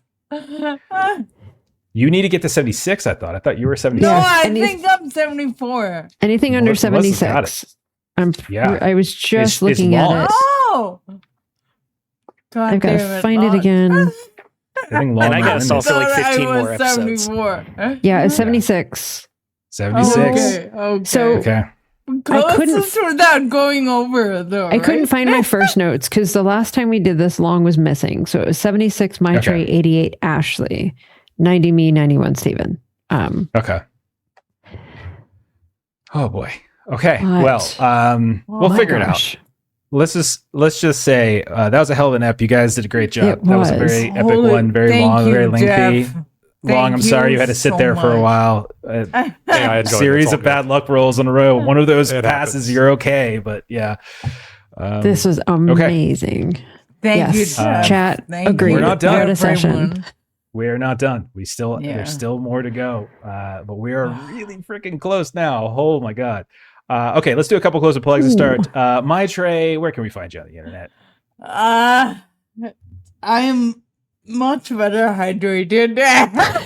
Maitreyi plays games on YouTube where it makes system agnostic or multi-system tabletop content that centers the human player experience. Fantastic. And Steven, tell us about Huckleberry. Yeah, go to huckleberryrpg.com/pre-order. You can get your own copy. It's an action Western game. Think Hellboy and Tombstone. And you use code LOLLY for $5 off.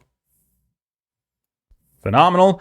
And as for us, next stream I think we have on deck is probably going to be Monday. We're going to be doing some We're in Danger. Tuesday, Kipser, I think we're ready to start. I think we're ready to start up Wild Sea. We did our offline session 0 a few days ago, so I think we're ready to go on Tuesday. And then Thursday next week, we've got Legend in the Mist, which also is at finale territory. Could be the finale, actually, our season finale of Legend in the Mist. And then we'll be back next Saturday with once more, very likely, like 50-50 chance that it's going to be the finale next week. We'll see how it goes. All right. But that's it. Thank you for everybody who watched. Thank you for the raids early on. We'll see y'all later. I'm going to raid Rolling Nomads. So have a great rest of your night. We'll see y'all later. Bye-bye. Now we seeing you. Bye.